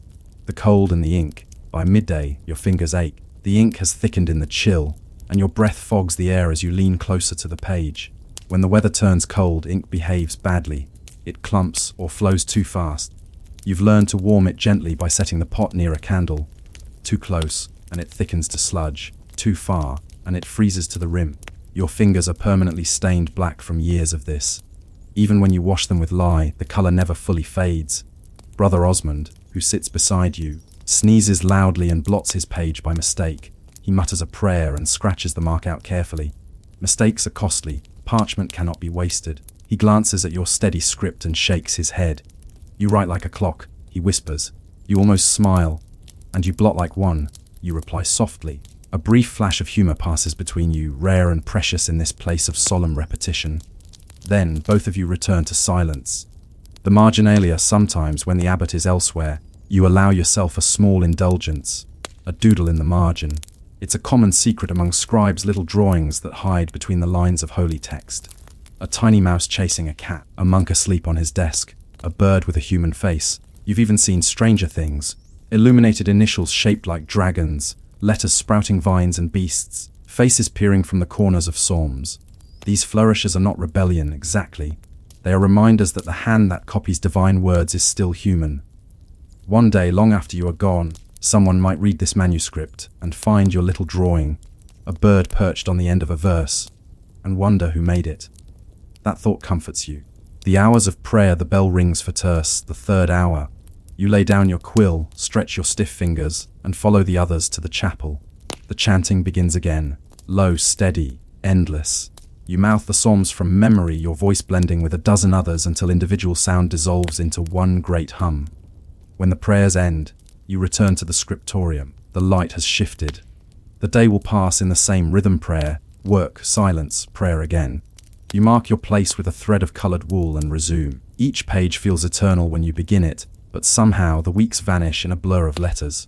Meals and misery. Dinner is plain, boiled lentils, bread, and a cup of thin ale. Conversation is forbidden during meals. Instead, one monk reads aloud from scripture while the others eat in silence. You chew slowly, listening to the words of Ecclesiastes. Of making many books there is no end, and much study is a weariness of the flesh. You suppress a bitter laugh. The reader has no idea how true that is. After the meal, you return to work for the afternoon session. The light grows dimmer, your eyes strain harder. Some brothers have begun to go blind from years of this. The abbot calls it a holy affliction. You think of it as the price of obedience. Your vision blurs at the edges of the page. You blink, refocus, and continue. There is no end.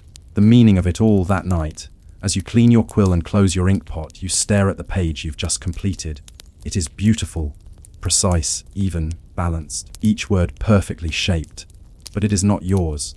You've copied it from another manuscript, which was copied from another, and another before that, a chain stretching back to some long, dead scribe in Rome or Byzantium. You wonder if he too sat in silence, dreaming of something beyond the page. You close the book carefully and whisper a short prayer. Let these words not be lost. The outside, the wind howls through the cloister arches. You can almost hear it echoing the sound of quills scratching across time. A question before sleep. In your cell that night, you lie awake staring at the stone ceiling.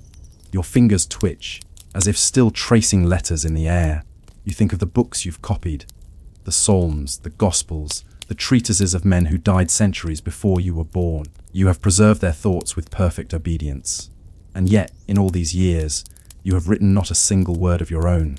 You wonder, not aloud, for such thoughts could be dangerous, whether the word of God requires so much silence from the men who record it.